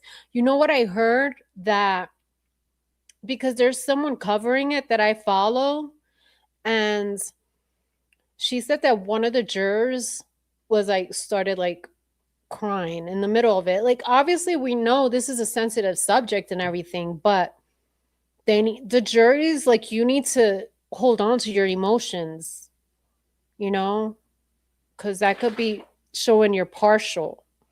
Like, the jury is supposed to be you're supposed to have an impartial jury for a fair trial. And according to this channel, she's been covering it. She's really good with body language, and she's an expert in those things. And she said one of the jurors just started freaking crying, which isn't good. It's going to be biased. I don't think he stands a chance. Are very different between the prosecution and the defense. So you have the prosecution who says that Metcalf's team told Karmelo Anthony to leave from being under the tent and Karmelo wouldn't move. And the defense says that the reason that Karmelo went to the tent is because he had recognized a close family friend of his girlfriend. Now the defense says... There you go. So it's coming out. Little by little, we're getting more details. About the case. So the reason why Karmelo, again, people are stating it's premeditated, but why they're saying it's premeditated? Why would you go underneath your opponent's tent? Well, it came out on trial in the court that he knew someone that was underneath the tent. That once Austin Metcalf and his twin brother noticed Karmelo, they told him to leave, and Karmelo was just confused as to why it was a big deal that he was under the tent. Now the prosecution says... Okay. Let's slow this puppy down because he kind of talks pretty fast. That when Karmelo was asked to leave the tent, he said something along the lines of "make me." And when Austin Metcalf stepped up to Karmelo to tell him to leave, they end up having some words, and that's when... This is what leads me to believe that it was ego. This is what leads me to believe that it was ego-driven, not so much premeditated. It was a moment, like a crime of passion in a sense, right? No, what do you call it? Crime of passion? Anyway, I think that his ego and pride was hurt when they told him to leave. And Karmelo Anthony allegedly stabs Austin Metcalf. See, but the way this guy's reporting it, he's basically stating when he was asked to leave that Karmelo immediately stabbed him. That's how this guy's reporting it, but that's not what the witness stated. We just read that. The witness stated that Austin put his hands on Karmelo. In the chest. And a big piece of information that is new information to us related to the alleged murder weapon, prosecutors say it was a folding knife, and that knife was already opened. So it was a folding knife, a I'm trying to picture a black folding knife. Let me see. Let me see if I could Google it just to picture it. Black folding knife.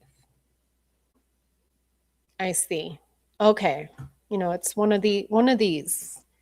Like, I have.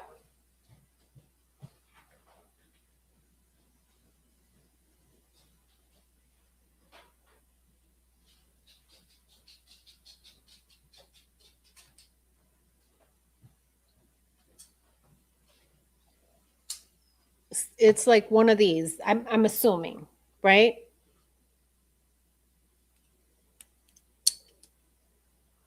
Like, you know,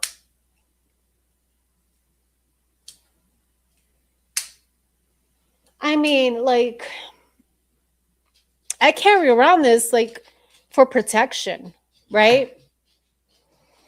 So let's continue. And they allege that the knife was ready, and they say that Karmelo Anthony was looking for a...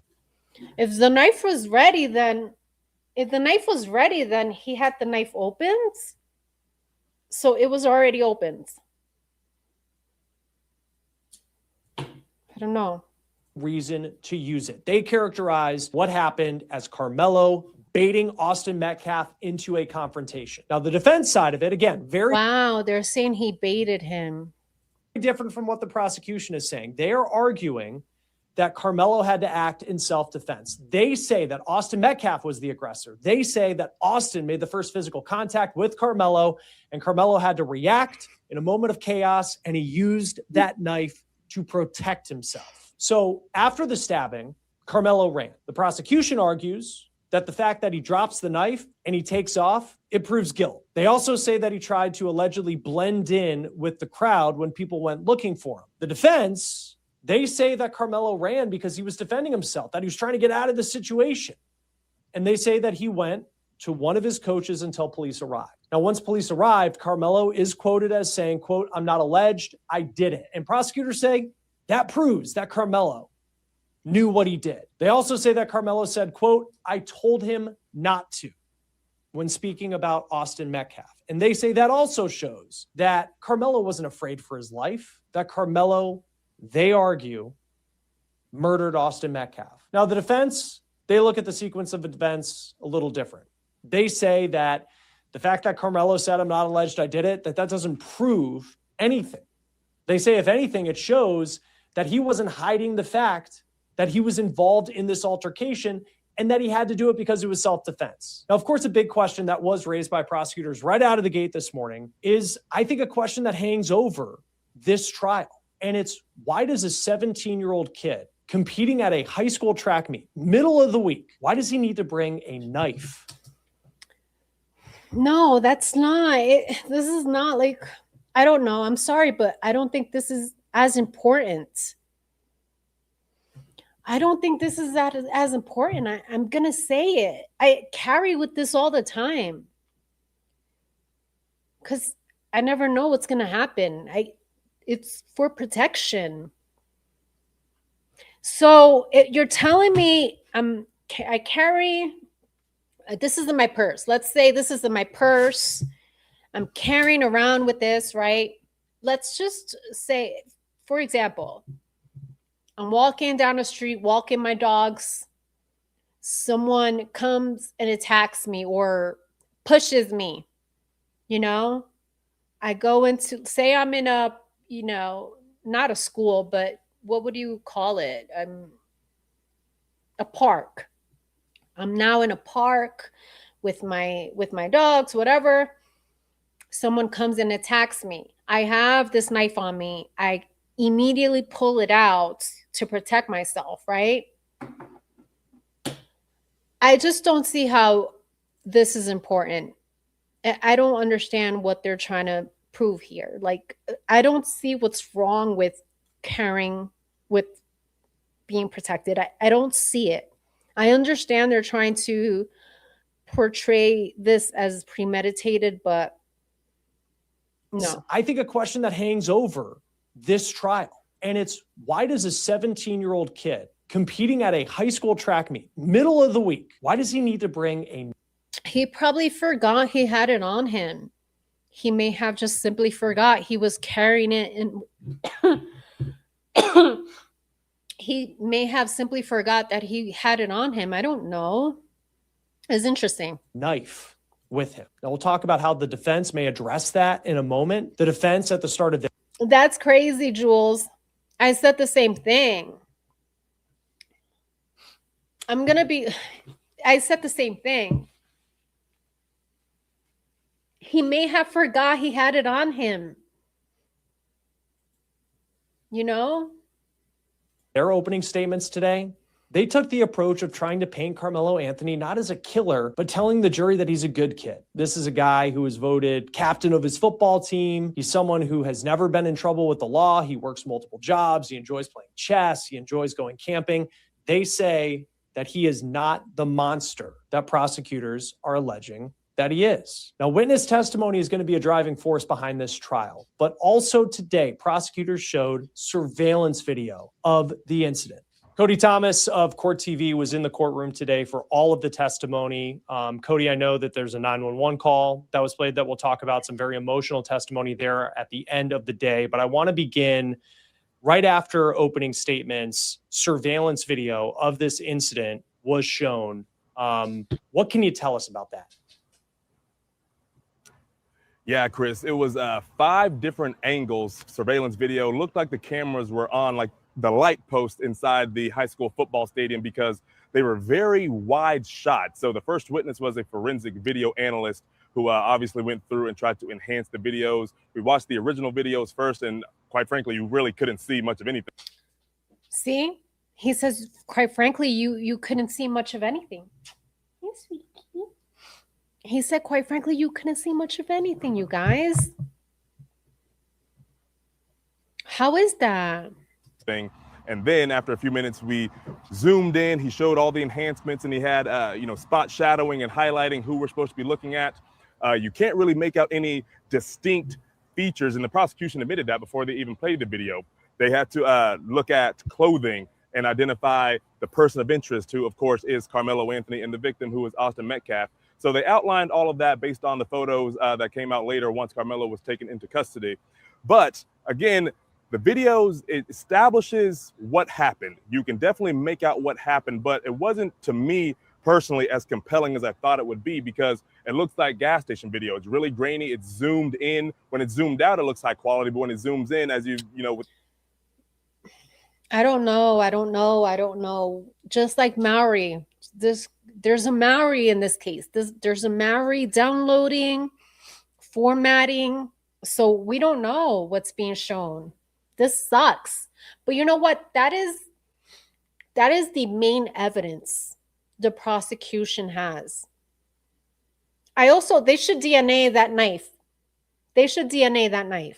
But your prosecution, you're standing on the knife is obviously, but you're trying to form a case for premeditation. You need to show Karmelo attacking him. Like, you need to show this fight or whatever incident, and they can't prove it. They can't prove it with this footage. Any picture, it loses some of the quality, but you can see the tent where everything goes down. You see Karmelo Anthony walk under the tent 2 minutes before Austin Metcalf and his friends get to the tent. And then everything starts going down within 4.5 minutes. You see, just kind of some humanoid blobs under the yellow Memorial High School tent. And then you see one figure kind of really fast jolt to and from, which they were saying, the prosecution was saying that was the initial push. They're not denying that Austin Metcalf, made physical contact. See?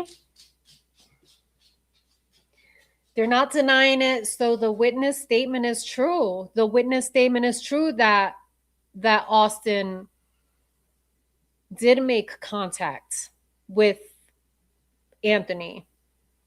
Contact. They admitted that there was a physical altercation, but that was the moment you saw the push. And then, of course, you see the 25, 30 kids start scattering throughout the bleachers. And then you see the person of interest, again, Karmelo Anthony, running down the bleachers, running a ways away from where the tent was, out onto the track and into the arms of another coach, Chris. But again, the video, of course, establishing, giving us, painting a picture of what it looked like that morning. This all happened around 10:02 in the morning, right when the track meet was supposed to start. Just really giving us a scene setter, just to allow us to understand what was really going down that day. And we don't have cameras in the courtroom, as we've said. I mean, if you don't have this evidence, you're not, what else are you going to use as, I guess witness statements. But now you have a witness that is stating the same thing, that Karmelo was pushed. So as a prosecution, not providing a clear footage, I think this hurts the prosecution, in my opinion. No, things got emotional near the end of the day. And we'll talk about some of these witnesses here in the moment, some of these coaches that witnessed what happened. They witnessed the aftermath. But what's the layout of the courtroom? Like, what was Karmelo Anthony's, what did he seem like as all of this was going on today?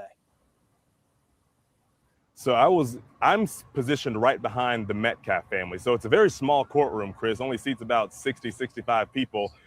Each side, each family gets 15 people each. So that's 30. You have 9 of us media people. That's 39. And then plus court staff. So it's about 45 seats already taken up before members of the public can get inside, which that only allowed for 25. I think the exact number this morning was 27 members of the public who are allowed to come in. But of course, you have the Metcalf family on one side, the Karmelo Anthony camp on another side. And I'm watching Karmelo during all of these videos, all of the emotional testimony from the different coaches and witnesses, because, at the end of the day, he stabbed a kid to death. Whether, it's proven to be self-defense, whether it's proven to be murder, whether it's manslaughter, you still took a human life. Yeah. And I'm looking at him, and he was kind of stoic. He wasn't really emotional. He was watching the videos. He didn't turn away. Is fully engaged and everything. But every so often, every 10 to 15 minutes, his father would just kind of put his head in his hands like this, and I'd see him nod his head no, just, of course, overwhelming emotion there. But I'm looking back and forth trying to gauge the dynamics between both of them, between the alleged aggressor and the victim here.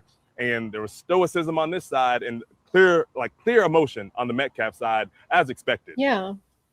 Yeah, you just think of the weight of everything we're talking about, and even the possibility for Karmelo Anthony that he could be sent to prison for the rest of his life. That's, and it's something where we cover these trials, and you just think of the weight of everything that's going on, and of course for these families and what's going through their minds as all of this is going on. The testimony of some of the coaches who were there, who were witnesses, it seems like this is where things got really emotional today. What, as you kind of reflect back, and I know you just stepped out of court and you're probably still processing everything you heard over several hours, but when you think of the moment today of where things got emotional, what would be that moment for you? The moment for me, Chris, was we had several coaches and athletic trainers. They were all at the meet that day, all from different schools. Some of them, knew of each other just because coaches in the same district. Right. All of them had different unique perspectives as to what happened, how they participated in aiding Austin, where they were when they heard the commotion go down. But for me, Chris, it was this last witness before I came out of the courtroom now, a coach named Joshua Redmond, who was a defensive coordinator, a track coach, football and track, they kind of coincide in high school sports. He was there at the track meet with Liberty High School, whose tent was only about 20 feet from Memorial High School, where the whole stabbing went down. And it was established at the beginning of his testimony that he was a 14-year combat Iraq vet, that he did 3 tours in Iraq, and he's seen death. He's a 100% disabled veteran. He told the court that he's been blown up 3 times, twice in a Humvee, once in a house. So he's seen, carnage before. Yeah. So he talks about he was standing there talking to another coach, and he wasn't hearing anything. And all of a sudden it was just kids scattering, just a bunch of yelling and screaming. He goes over there, he realizes what's happened. He has no relationship with the Metcalf family at all. He only knows the Metcalf twins through the schools playing football. He says he gets over there, he sees Austin kind of sunk. The moment today of where things got emotional, what would be that moment for you? I'm watching Karmelo during all of these videos, all of the emotional testimony from the different coaches and witnesses, because, at the end of the day, he stabbed a kid to death. Whether, they admitted that there was a physical altercation. They had to look at clothing and identify the person of interest, who, of course, is Karmelo Anthony, and the victim, who is Austin Metcalf. So they outlined all of that based on the photos that came out later once Karmelo was taken into custody.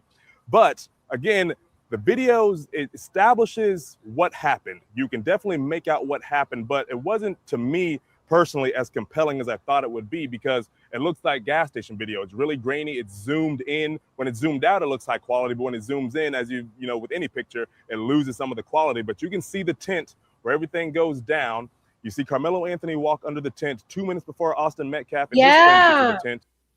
Yes. Yes, Jules. He was there 2 minutes before the Metcalfs come in.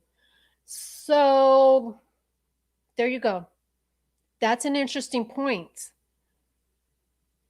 How can it be premeditated if he wasn't seeking out this Metcalf? He wasn't seeking out Austin Metcalf. He wasn't seeking him out. He was there before the Metcalfs arrived. I'm glad you told me to go back on that. Then he talks about this witness. Let's see what he says. And he says he sees, you know, the color draining from Austin's face, so and eventually starts seeing his eyes. He only knows the Metcalf twins through the schools playing football. He says he gets over there, he sees Austin kind of sunken back into the fence on the bleachers, and he's looking at him, and he said, you know, someone's told him I've been stabbed, and he's holding his abdomen. Coach says he looks down, he sees the blood coming through his hands, and he immediately takes his jacket off and starts, you know, applying pressure to the wound. And he says he sees, you know, the color draining from Austin's face, and eventually starts seeing his eyes roll back. So while that all sounds emotional, Chris, this is the part that got me. Because he's seen death before, this coach who was a more than a decade combat vet, the kid, Austin, he stops breathing at some point in time. They lose a pulse. So he's back there doing the CPR, doing the chest compressions. Another coach is doing the mouth to mouth. Yeah. And so he's clearly not breathing. And one coach is on 911 on the phone with 911. And then he starts talking about the type of breathing that many of us refer to as your last breaths. And he's looking up at the coach that's on the phone with 911. He's looking down at the kid, you know, passing away here. And those breaths start to come. Those last breaths start to happen. And the coach on the phone with 911 is like, oh, he's breathing again. He's breathing again. But the coach Redmond, who is on the stand, says he knew that was it because he's heard the last breaths before. He knew those weren't the normal breaths of someone who's kind of struggling or straining to breathe. He knew those were the last moments. And he said he didn't say anything because he didn't want to kill, you know, the morale and the hope. You know, everyone's hoping, you know, you can hear on the 911 call him saying, you know, stay with me, Austin, stay with me. Like, come on, you're here. Everything's fine. But he said even when he was doing those compressions, he heard those last breaths. He just knew it was over. And when you hear that coupled with the 911 call, Chris, that was the most emotional moment for me right before walking out of this courtroom just a few moments ago. Wow. Okay. So that's perhaps why we have a juror that was crying. So what I want to do is, let's go here. Give me 1 second, because that's interesting. I say that's interesting so much, but the what I want to show here, give me 1 second. I want to pull up someone that was actually at the court, and she has very interesting statements regarding the witnesses. Her name is, let me pull her up and shout her out. Let's go here. All right, so I want to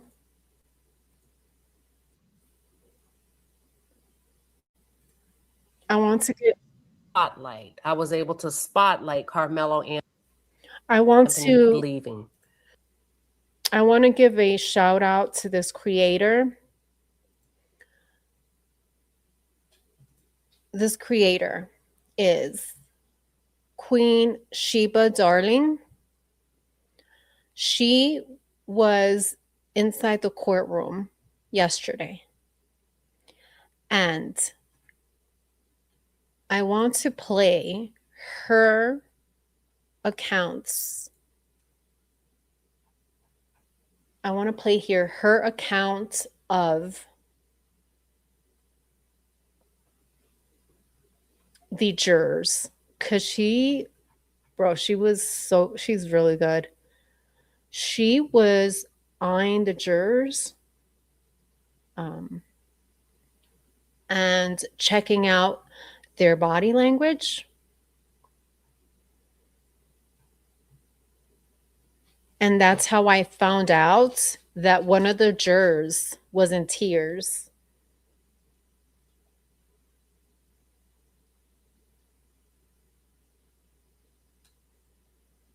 Okay, so here we go.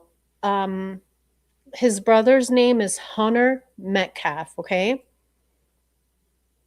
Hunter Metcalf is his brother's name.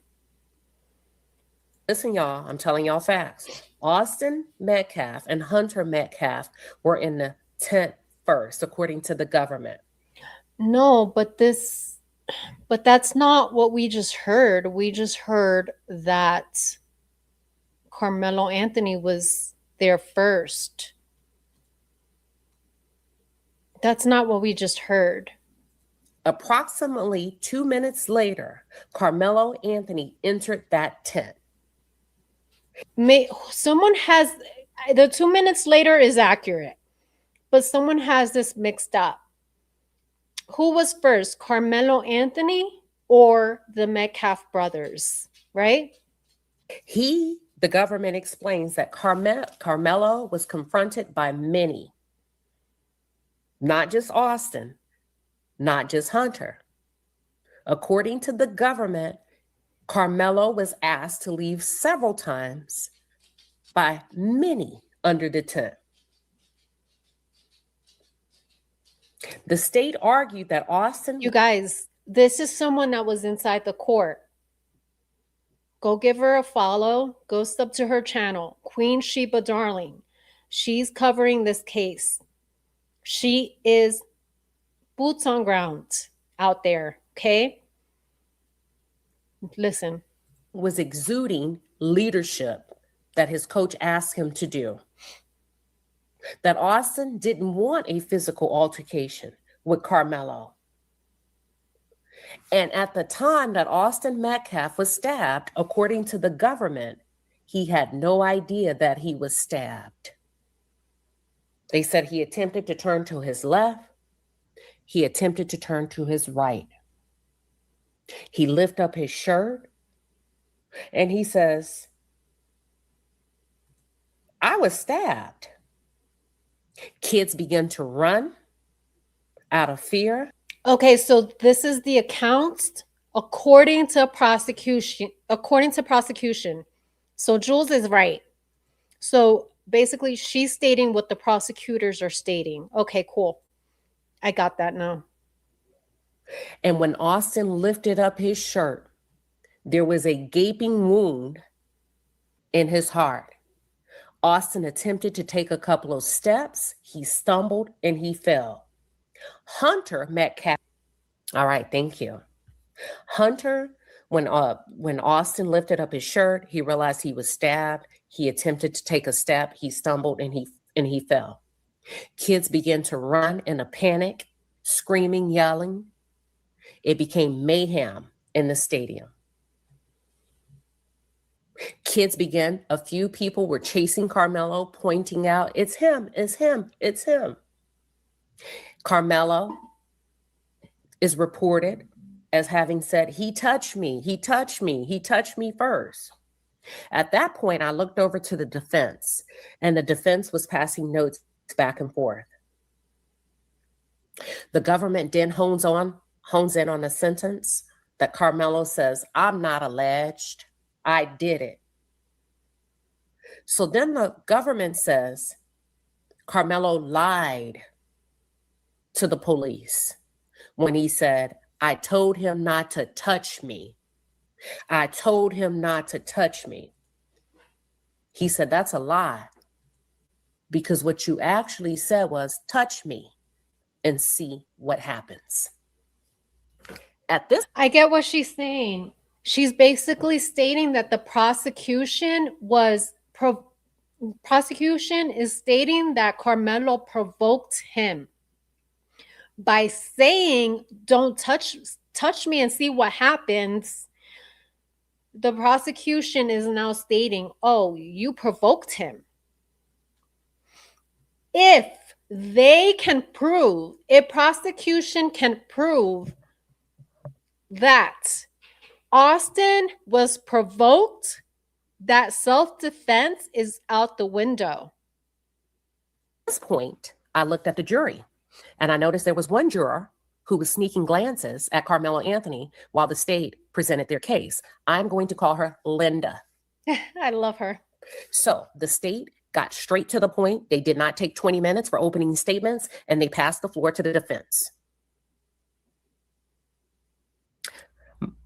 The defense was led, the opening statement on the behalf of the defense was led not by Mike Howard, but it was led by his partner. And unfortunately, his partner isn't listed on this screen share I have. But what the defense, let me just tell you a little bit about them. Here are my notes. Okay. This is what I want to share. I want to share her accounts of the jurors, right? Because she was there. So let's go there. Here we go. Sorry.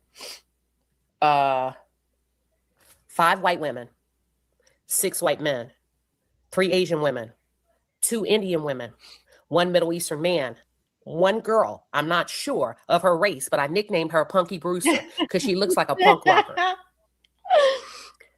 Of the 6 white men, 2 of them are younger. What do you mean younger? They look like they are built like linebackers. Oh, shit. They look like they could have or may have gone to school. I'm not saying they did, but I'm just giving you aesthetics because you're not in a courtroom. Yeah. They look like they can play football. Oh, this is a brilliant selection. And I don't know if that's the prosecution or the defense, but that was a brilliant selection to put 2 white boys that come close to resembling the victim aesthetically. Got it? There's an older white woman. I nicknamed her Miss Barbara. That's the one that was brought to tears today. Without giving you too much, there's a juror that I nicknamed Grumpy. He kept a permanent frown on his face today every time the defense spoke. So you got Miss Barbara, you got Punky Brewster, you got Grumpy, and I haven't nicknamed anybody else. But those were the key jurors today that I received the most body language from based on my observation, based on my assessment, and I hone in on the psychological and the behavioral traits. Exactly. So day 1, each side received 20 minutes for their opening statements. And when I tell you I walked into that courtroom, let me give you a little bit about the aura in the courtroom. There was an eerie silence, almost uncomfortable. There was an eerie silence, heavy law enforcement presence. When we're talking assault rifles, guns, they were vested up, booted up, suited up. We were lined up. They were not playing with us. The family was escorted in first. And then the people, the public that made it into the courtroom were escorted in second. The way you get into the courtroom is they give you a pass. That's a color-coded pass. And if you're going to stay all day, you keep your pass. If you're going to leave, you put your pass in a bucket, and then they can pass it on to another person in the public that wants to attend the trial. The defense attempted, in my opinion, to humanize Karmelo Anthony so that he didn't come across to the jurors as a monster, a cold-blooded monster. Why do you say that? Well, they began to run down Karmelo Anthony's background. They said he was from Baton Rouge, Louisiana, and he and his family located to Frisco in search of a better life. Queen Sheba, thank you so much for this. This is thoroughly, I feel like I'm in the courtroom, honestly. When she's a very great podcaster. Detailed, giving you the body language and everything. Shout out to Queen Sheba. Life. Here's a fact that I learned about Karmelo Anthony in the opening statements. He suffers from epilepsy. He has seizures. As the defense was giving their opening statements and talking about Karmelo Anthony and how his mom left her nursing job to focus on raising her children to be a stay-at-home mom, I noticed that Grumpy was frowning. He gave Karmelo's background. He said he's a varsity player. He's varsity on the track team. He talked about football. He talked about chess. He talked about his GPA. He's never been in trouble. He said he's a son. He has a girlfriend. He ran down all of that, right? But to me, in my opinion, let me leave my opinion off the table. I right love now. her. I love her. I vibe with her. I'm the same way.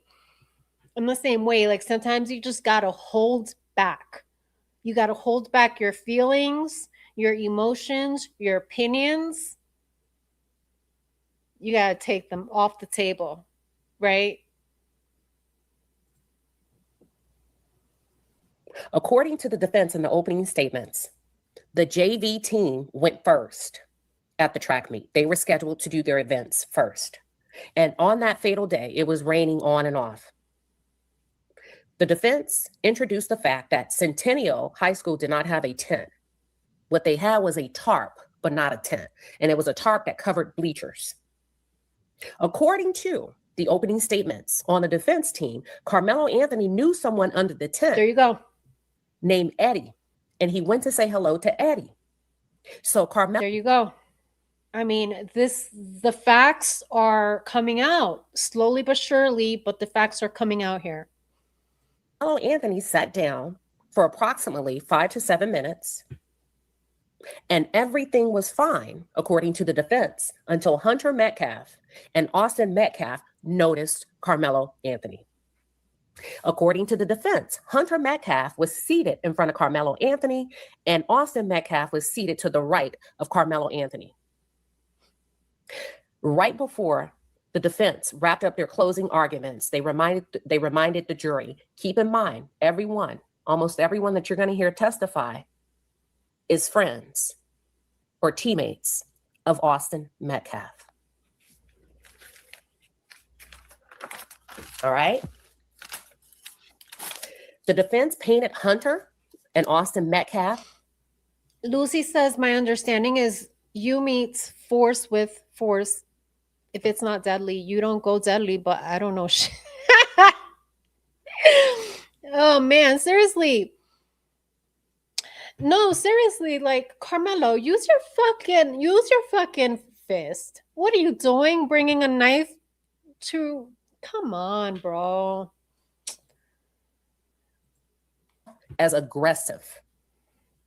According to the defense, Hunter and Austin Metcalf surrounded Karmelo Anthony whilst he was seated in a seated position, and he made it very clear that Karmelo never stood up, and he was attacked, according to the defense, while seated. That's interesting, but that's what the defense is claiming, that he was attacked while he was seated.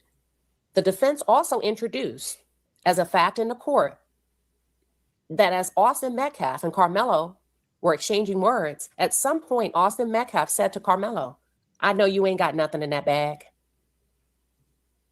I don't know. This is crazy.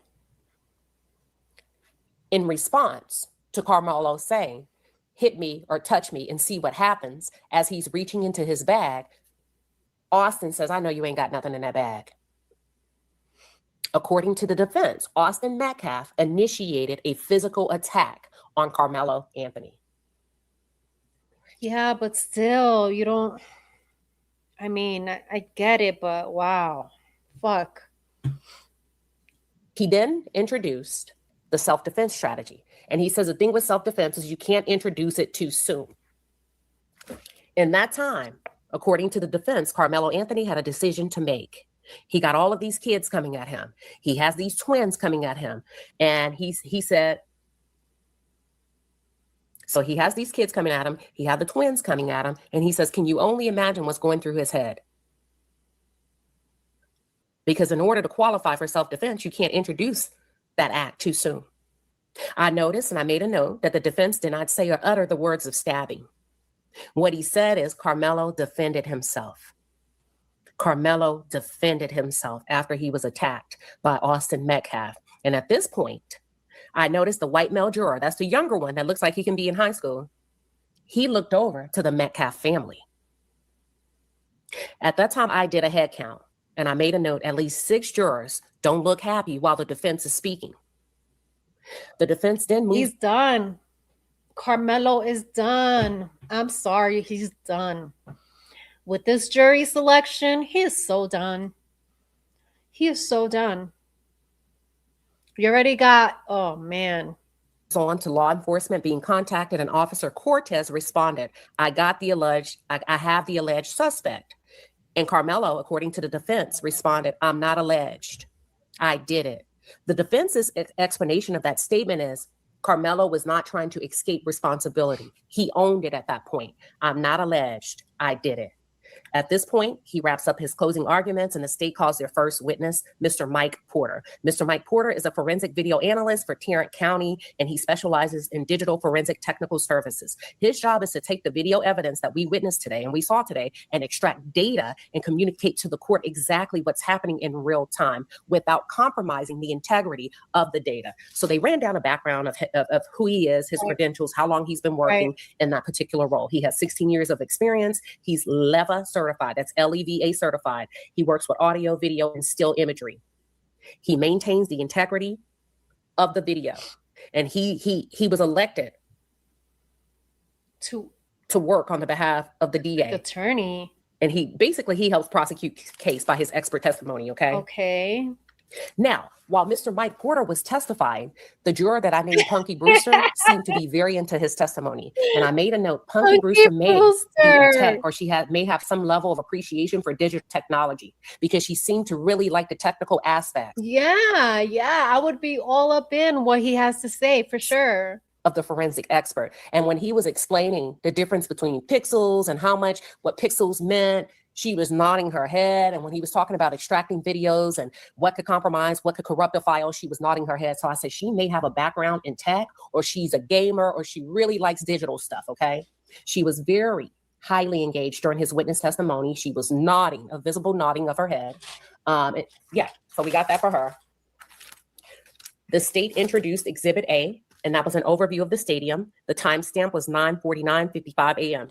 And when I say 55, I'm talking about the seconds. And it was 4K video quality, according to the expert testimony of the video analyst. They also introduced Exhibit number 2. It was a still frame during the morning. At this point, you have one of the Metcalf twins, who's believed to be Austin. He was wearing a black T-shirt and a black shorts with gray shoes. Exhibit 3 was Hunter Metcalf, had similar clothing as Austin. The difference was the twins had on different shoes, okay? Austin was wearing gray shoes. Hunter was wearing multicolored shoes. Exhibit number 4 was Karmelo Anthony being cuffed. He was wearing a gray hoodie and black pants. There were 2 officers present. There was a male officer and a female officer that was wearing blue gloves. Exhibit number 5 is a west side of the field. Timestamp 9:52:44 a.m. You can see Karmelo Anthony enter the frame through. Here, there we go. Karmelo Anthony was first to enter the tents. Okay? So prosecution flat out lied and stated that the Metcalfs were first to enter the tents. According to the video footage here that was presented, Karmelo Anthony was the first one to enter. Okay? Let's continue.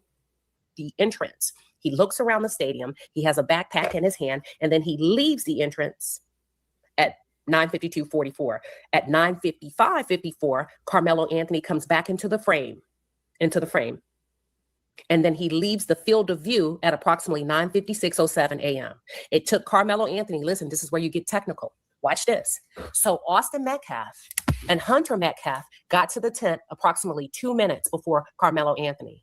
At 9:56:07, you can see Karmelo Anthony headed towards the tent. It took Karmelo Anthony approximately 7 seconds to reach the tent. Got it? Exhibit number 6. At 9:53:06 a.m., the victim, Austin Metcalf, enters the screen. There's a second person with him, which was his brother Hunter.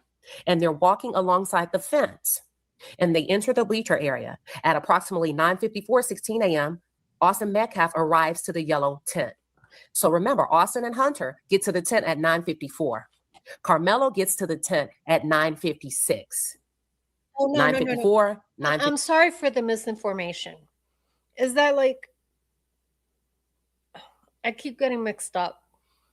I'm sorry for the misinformation. I keep getting mixed up. Okay, so the Metcalfs were there at 9:54, and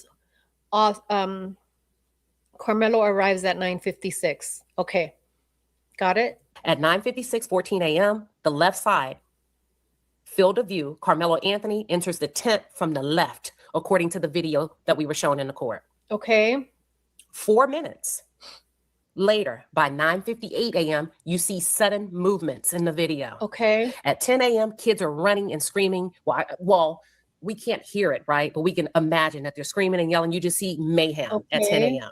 9:56, Karmelo enters the tent. 9:58, you see movement. 10 a.m., the kids are running. Wow. At 10 Wow, so 2 minutes. a.m., 48, you see the first quick movement in the video. Austin Metcalf visibly pushes Karmelo Anthony. You can see that. 10 a.m., Karmelo Anthony is seen moving above the tent, seen running down the bleachers, and then he falls. He slips and falls. He stands up, he runs, and then he slows down and he walks.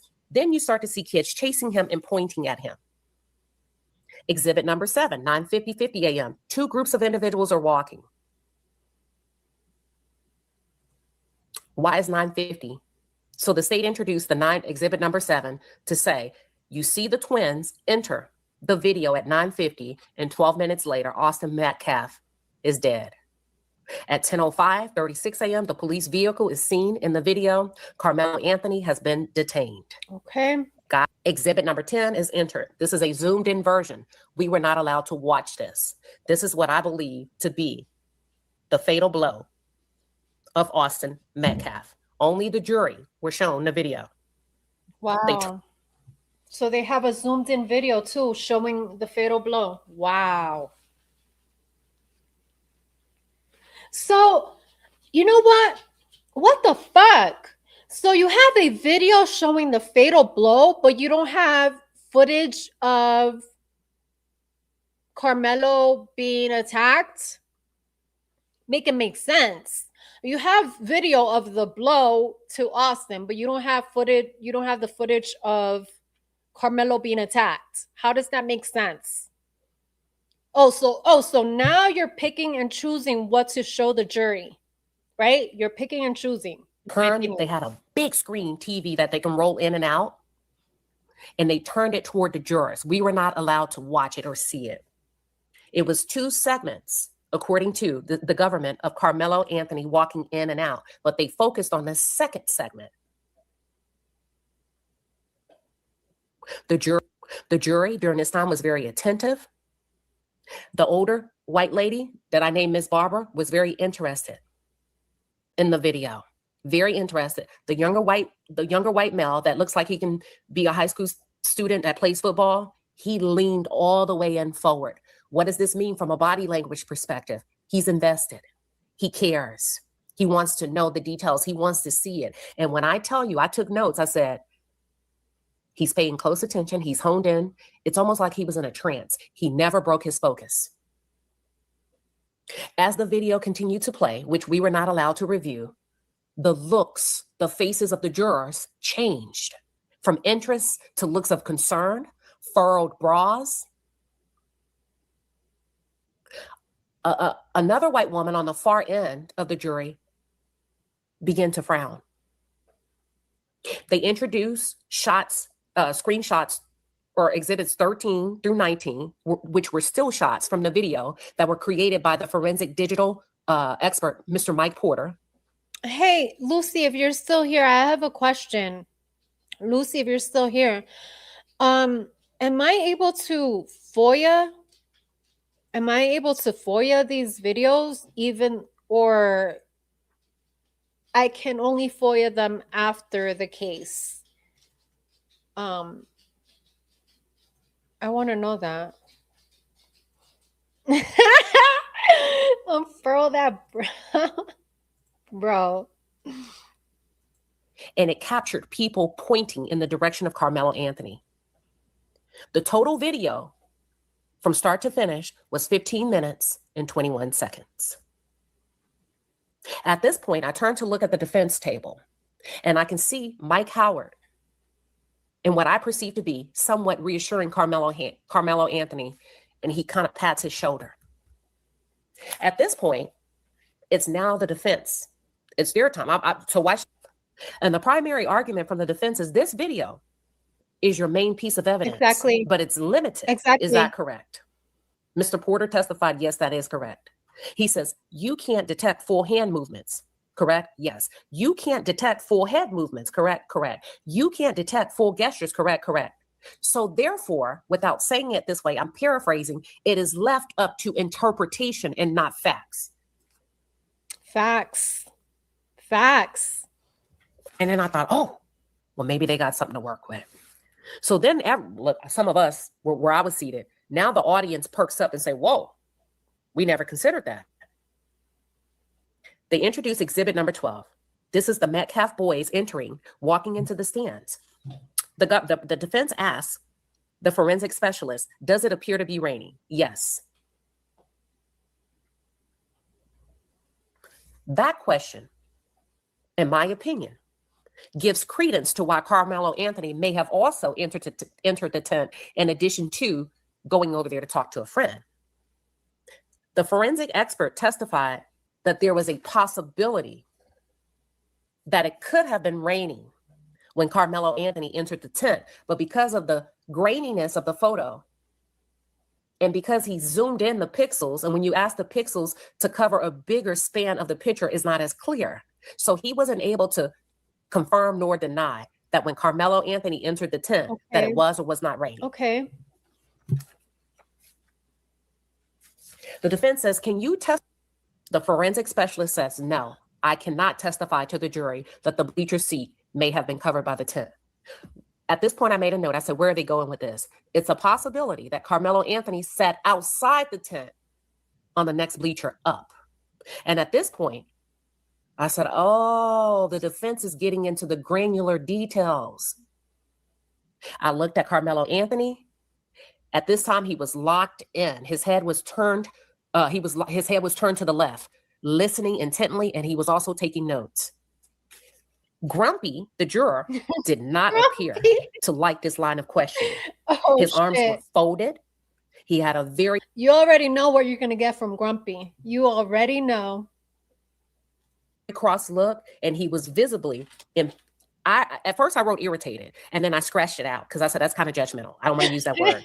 But then I changed it to visibly impatient. He took a lot of sighs, a lot of deep exhales, and his lips were very like when you press your lips together. I said, uh-oh, they don't like this. The defense cross-examined about who was standing versus who was sitting. He says, can you visibly see Austin Metcalf standing and shoving Karmelo Anthony? The expert testified, yes. He said, but you never see Karmelo Anthony transition from being seated to standing. He said, that's correct.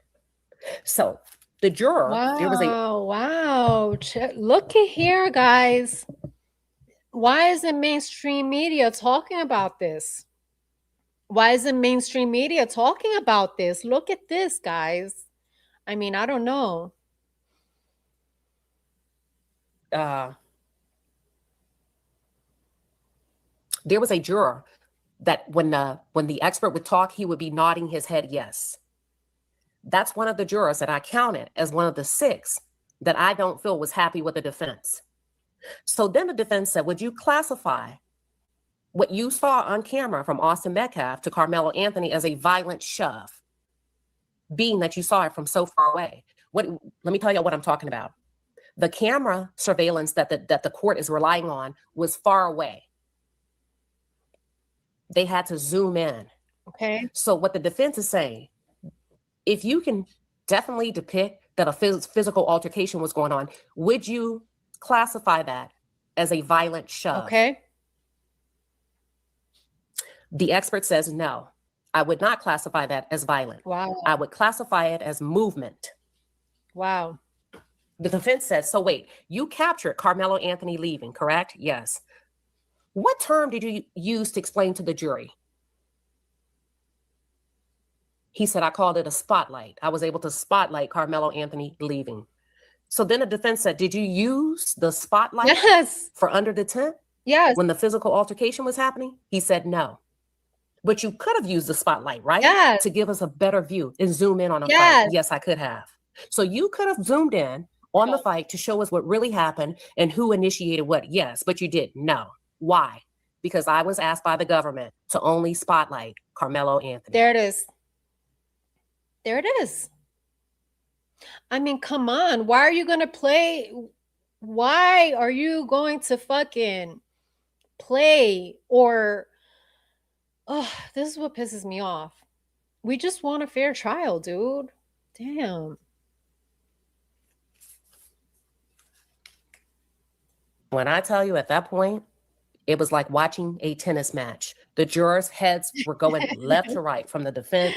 She's so fucking good. She's so fucking good at this. To the witness, like watching a volley. So the defense says, when did you make this video? He said about 2.5 weeks ago. Ooh. What? About when did you make this video? About 2 weeks ago. Bro, this happened last year. Are you fucking kidding me right now? I'm letting it sink in. No. The defense says when you say Karmelo Anthony was running, at some point you see him walking, correct? With someone holding on to him. He could have ran, but he didn't. That's correct. But you see him being in an embrace. He's embracing, someone is embracing him, correct? Yes. You can also see him grabbing his heads with his hands. You can see him walking with his hands up in a surrender pose. I'm just saying that. I'm describing the pose. It's a surrender pose. Did at any time. Oh, we know all about the surrender pose. We know all about the surrender Chris Watts pose, Hunter Johnson pose. We know about that. You were assessing this video. Did you ever see Karmelo Anthony resist? The coaches and the expert testified, no, I did not see Karmelo Anthony resist. They dismissed the witness and they called the second witness, Robert Starr. He is the head coach of the track team of Memorial High School. He's a black male. This is what I wrote before I got the facts on him. I wrote black male, of course, that's obvious, in his 40s. So they asked him, how old are you? He said, I'm 41. So I was like, boom. I knew he was in his 40s, but the tents are designated spots and schools can have them customized with their logos, with their colors, and it represents your bench, which is similar to football and basketball. He said that a tent should have a coach under the tent at all times. So then the state interrupted him. And let me tell you why they interrupted him. He gave a lot of information without being asked. Okay. So the state interrupted him so he wouldn't get ahead of himself because he said he was kind of giving a little bit too much information without being prompted. So the state said, wait. Tell us about having a coach in proximity to a tent. Did you catch that? Because he used polarized statement. Initially, the coach used polarized statement. Always, should always have a coach. And the state said, wait, we're not there yet. Can you tell us about having a coach in proximity to the tent? And then the coach said, yeah. Well, for Frisco ISD, the expectation is other students should not be underneath your tent. In track culture, you don't have someone go into somebody else's tent, and weapons aren't allowed. And they said, well, what do you mean weapons aren't allowed? He said, well, it's just kind of understood in Frisco. And what he began to do, and I don't want to go into too much detail, he painted Frisco ISD as superior to Dallas ISD and Irving ISD. And he stated that Dallas and Irving have metal detectors at their school events, but not Frisco. Coach Starr went on to say that Austin and Hunter Metcalf, they are considered throwers on the team. Throwers. They throw the shot. Let me see if she says anything else about the jurors, because that was mainly my point. But go check out the rest of this. Dude, she was good. I'm listening because she actually attends the hearing. So she was inside the court, and I follow her for all of these updates. So, coach, this is the way he's saying it. He stepped over Austin's body because people are saying, help Hunter, help Hunter. Hunter is saying to the coach, do something, do something, do something. The coach said, who is he? Where is he? What happened? Who did this? And the students start to point across the field to Karmelo Anthony, who's on the track field. He said he see Karmelo Anthony walking with 2 other coaches on the field. The coach takes off. He said he testifies he hops over the fence. He confronts Karmelo Anthony, which seems like a very... Here. This is why we're here. Exactly. Because Miss Barbara... This is why we're here. Miss Barbara, the one juror, is in tears. Now, listen. This is the part. This is why we're here. This is when Miss Barbara, and that's not her name, but that's what I nicknamed her. She's visibly crying. She's wiping her eyes. She's leaning down. She took a sip of what appeared to be water. The gentleman next to her patted her and showed her a little bit of reassurance, right? That's the jury. And I wrote, she's visibly upset, to the point that the juror next to her left, consoles her. They enter into evidence, exhibit number 85, which is a mugshot of Karmelo Anthony. They said, is this the Karmelo? Is this the guy you saw that day? He said, yeah, but he looks all cleaned up now. The defense is going to talk about that later. They said, can you tell us what happened at the previous track meet before this fatal day? I need you all to listen in very closely. This is why it's so important to get people into the courtroom that's going to tell you the truth. There has been rumors. Yes, girl. Yes. Because mainstream media will not. Because mainstream media will not tell you the truth. Circulating around on social media that Karmelo Anthony was not supposed to be at the track meet because he was suspended. That's not true, according to today's testimony. Now, it may change later, but according to today's testimony, under oath, the head track coach testified that Austin Metcalf was not supposed to be at that track meet, and that he had kicked Austin Metcalf off the track team because the previous track meet, he became upset with Austin and Hunter because they left the track meet early to go fishing. And as a result, he kicked Austin off the track team. His exact words, I didn't need him there. He said Austin had a crappy, this were his words, he had a crappy throwing season. I didn't need him there, and I kicked him off the team. So listen to this. It's not that Karmelo Anthony shouldn't have been there. It's the other way around. It's Austin Metcalf shouldn't have been there. Could you imagine that? Under oath. Austin Metcalf, according to his own coach, was not supposed to be there. Wow. He was kicked off the team. His words was, I didn't need him there, but he allowed him to come and help out because Austin Metcalf wanted to prove himself. Then they entered into evidence the text message exchange between the head coach and Austin Metcalf, where the head coach says, turn your stuff in on Monday. I'm taking Romir and Noah to district. Wow. Turn your stuff in on Monday. This is so sad, you guys. I didn't know this. Are you guys hearing this? Because mainstream media is not reporting this. Dude. Yo, Austin Metcalf wasn't supposed to be there.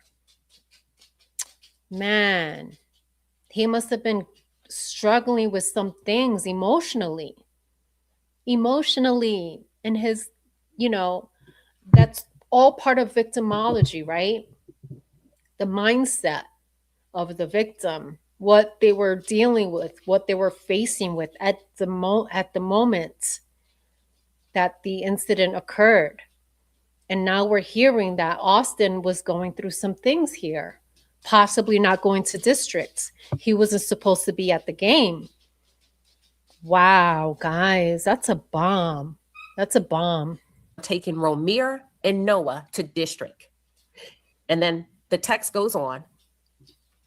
The summarization of the text is the coach is fussing at Austin Metcalf and Hunter about being selfish and not being team players. He said, you and Red are on an early bus. No, I'm sorry. That's a different text. Let me see. Hold on. If I wrote it. Give me 1 second.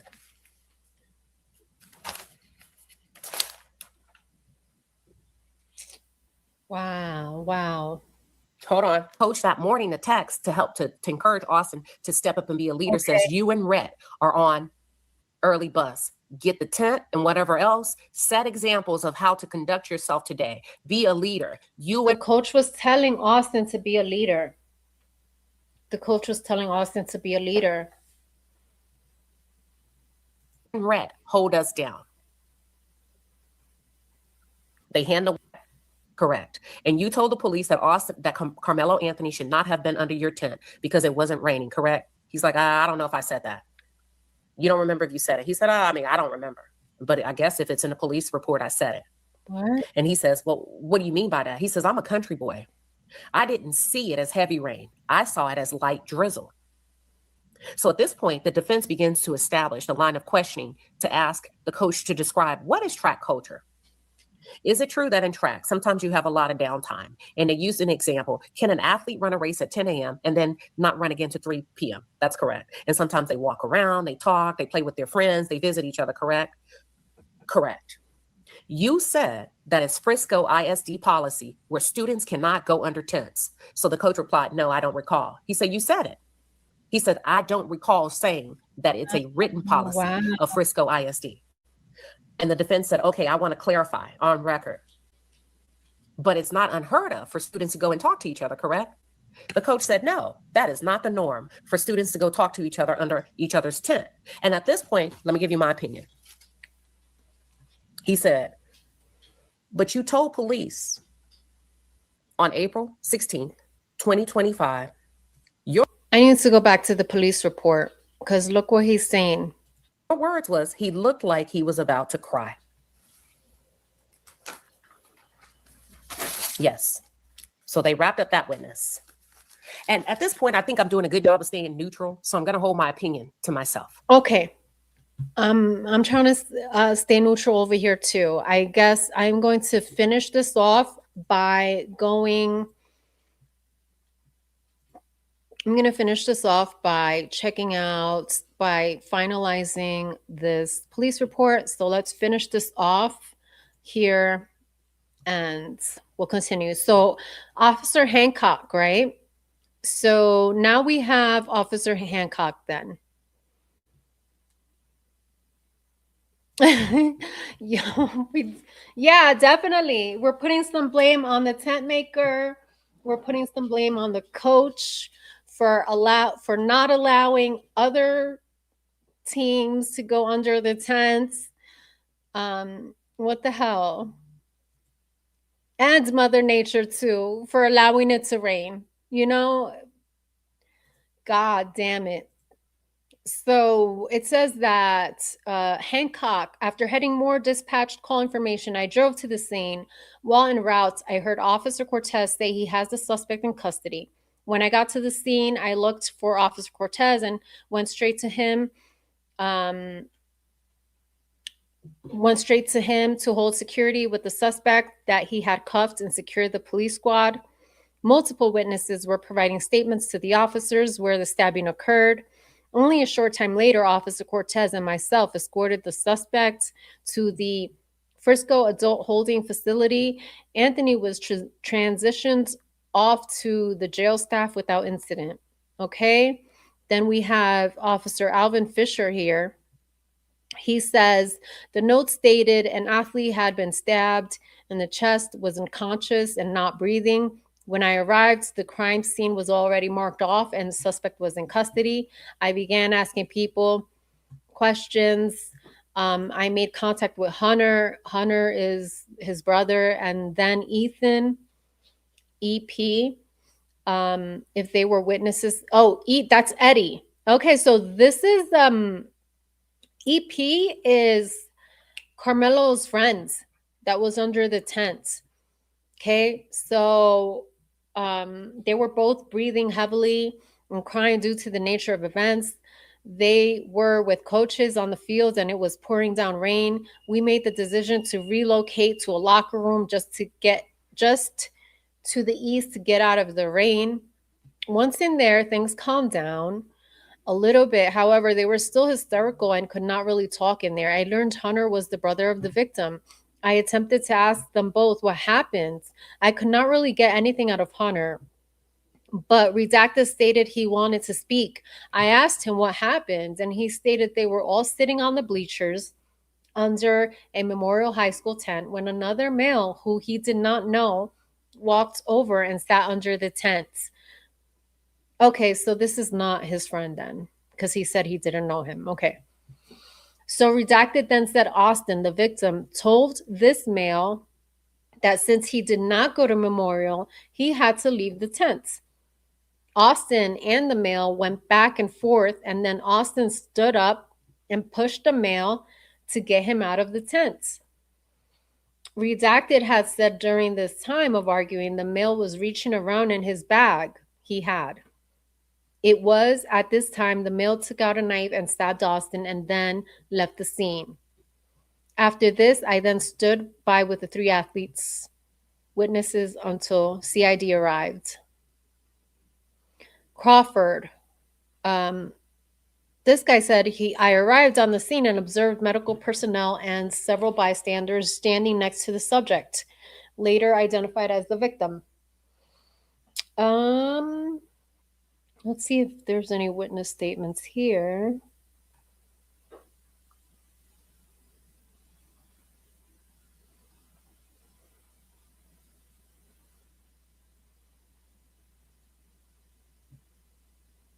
Okay, no witness statements, nothing like that.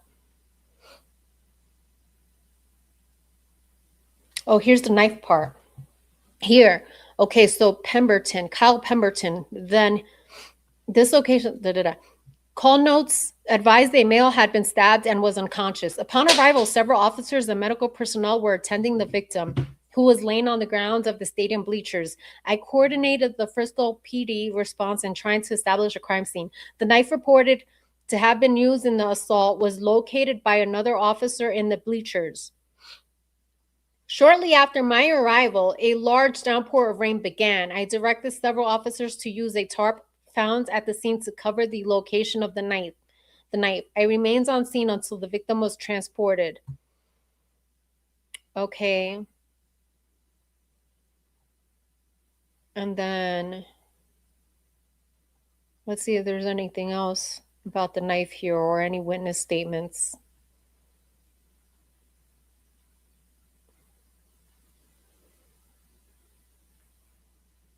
Okay, these are all the witnesses here, redacted. Obviously, they're minors. Here are the coaches. Heard suspect confessed to stabbing victim. Heard suspect confessed to stabbing. Witnessed the incident. Wow. Avila's. Miller. Is that it? Yeah. Shit. Okay. So we'll see what happens tomorrow. I mean, not tomorrow. Tomorrow's Saturday. So we'll see once court resumes. Blue, you're here, Blue. Hi, Blue. Hi, Donna Salamander. Hey, guys. Yay. Thank you. Wait, go back. It says something about their body. Huh? Jules, what page? Are you serious? I'm going to fucking flip if that's the case. I am going to flip if their body cam was not on. Because what the fuck? Yo, why does Lucy keep ignoring me? I keep asking Lucy, can I FOIA this even though a trial is currently happening? Wait, where does this say the body cam wasn't on? Okay, wait.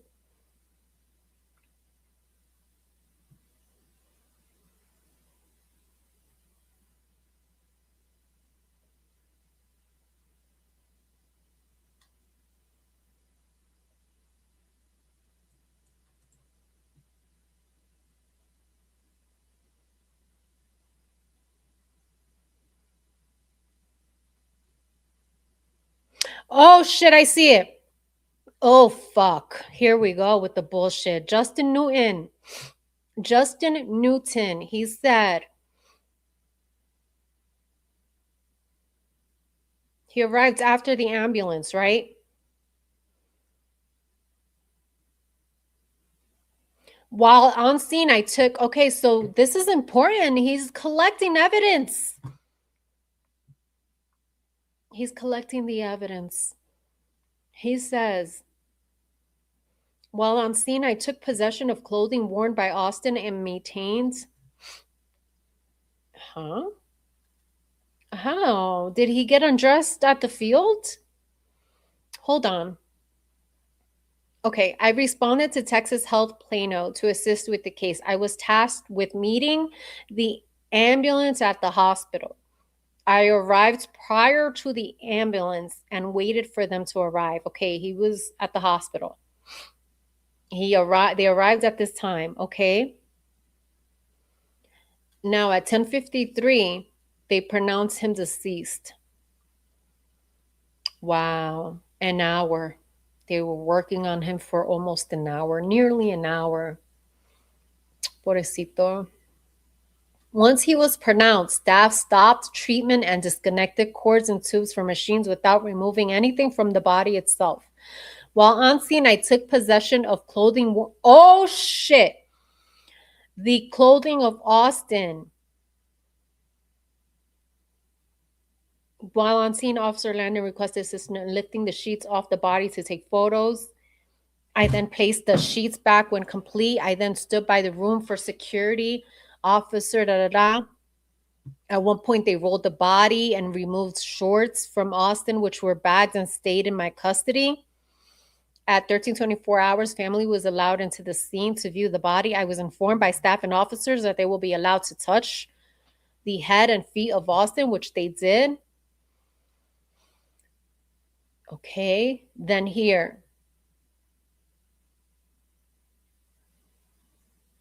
Okay. I took notes during the time, which was scanned to the report and booked as evidence. I turned in the crime scene log to be scanned into the report. At the conclusion of the call, I took my camera off of covered mode and went to turn it off.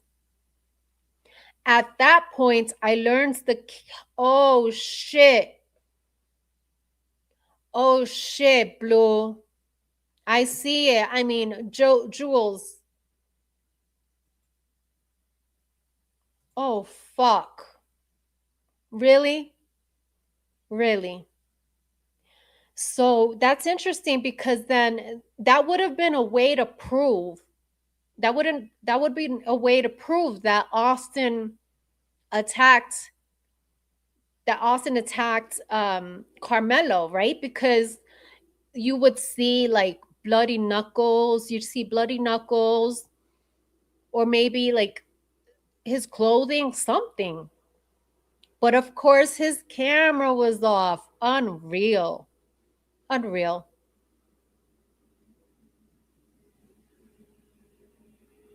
I already see how this case is going to go. I mean, you know, I don't think he stands a chance. He might get a light sentence. But it is what it is. I mean, you don't bring, what is that saying? You don't bring a knife to, the saying is, you don't bring a knife to a dog fight. Is that what they say? You don't bring a knife to, anyway, to a gunfight? Whatever. You know what I mean? I can't believe he did this. So, to a gunfight. Yo, I'm done. Wow, this is crazy. I'm glad I'm going to continue covering it because I'm invested. Now I got to see this thing. I got to see this all the way to the end, right? Before I leave, I want to once again my condolences to the McCaff family. What a tragedy. I'm so sorry for your loss. And I want to thank everyone for being here. Thanks so much for joining. And yeah, we'll pick it up next week once court is back in session. So thank you guys for being here. That's what they say in Minnesota. I totally want to visit Minnesota. I know someone from there. Oh, Scully, you're back just as I'm leaving. I wanna visit Minnesota. I know someone that lives there actually, and they love it there. They absolutely love it there. Amy, thank you for being here. I hope you have a good night too. Thanks all. I appreciate you guys. Why? Oh my God, Fargo is like one of the freaking best. Shit, I love Fargo. Fargo is such a good movie. Costa Rica, ay, qué rico. No, really? You're in Costa Rica? Must be nice. Oh boy. Gangsta. Yes? No, Amy, for real, you're in Costa Rica? That's amazing. You're kidding. That's amazing.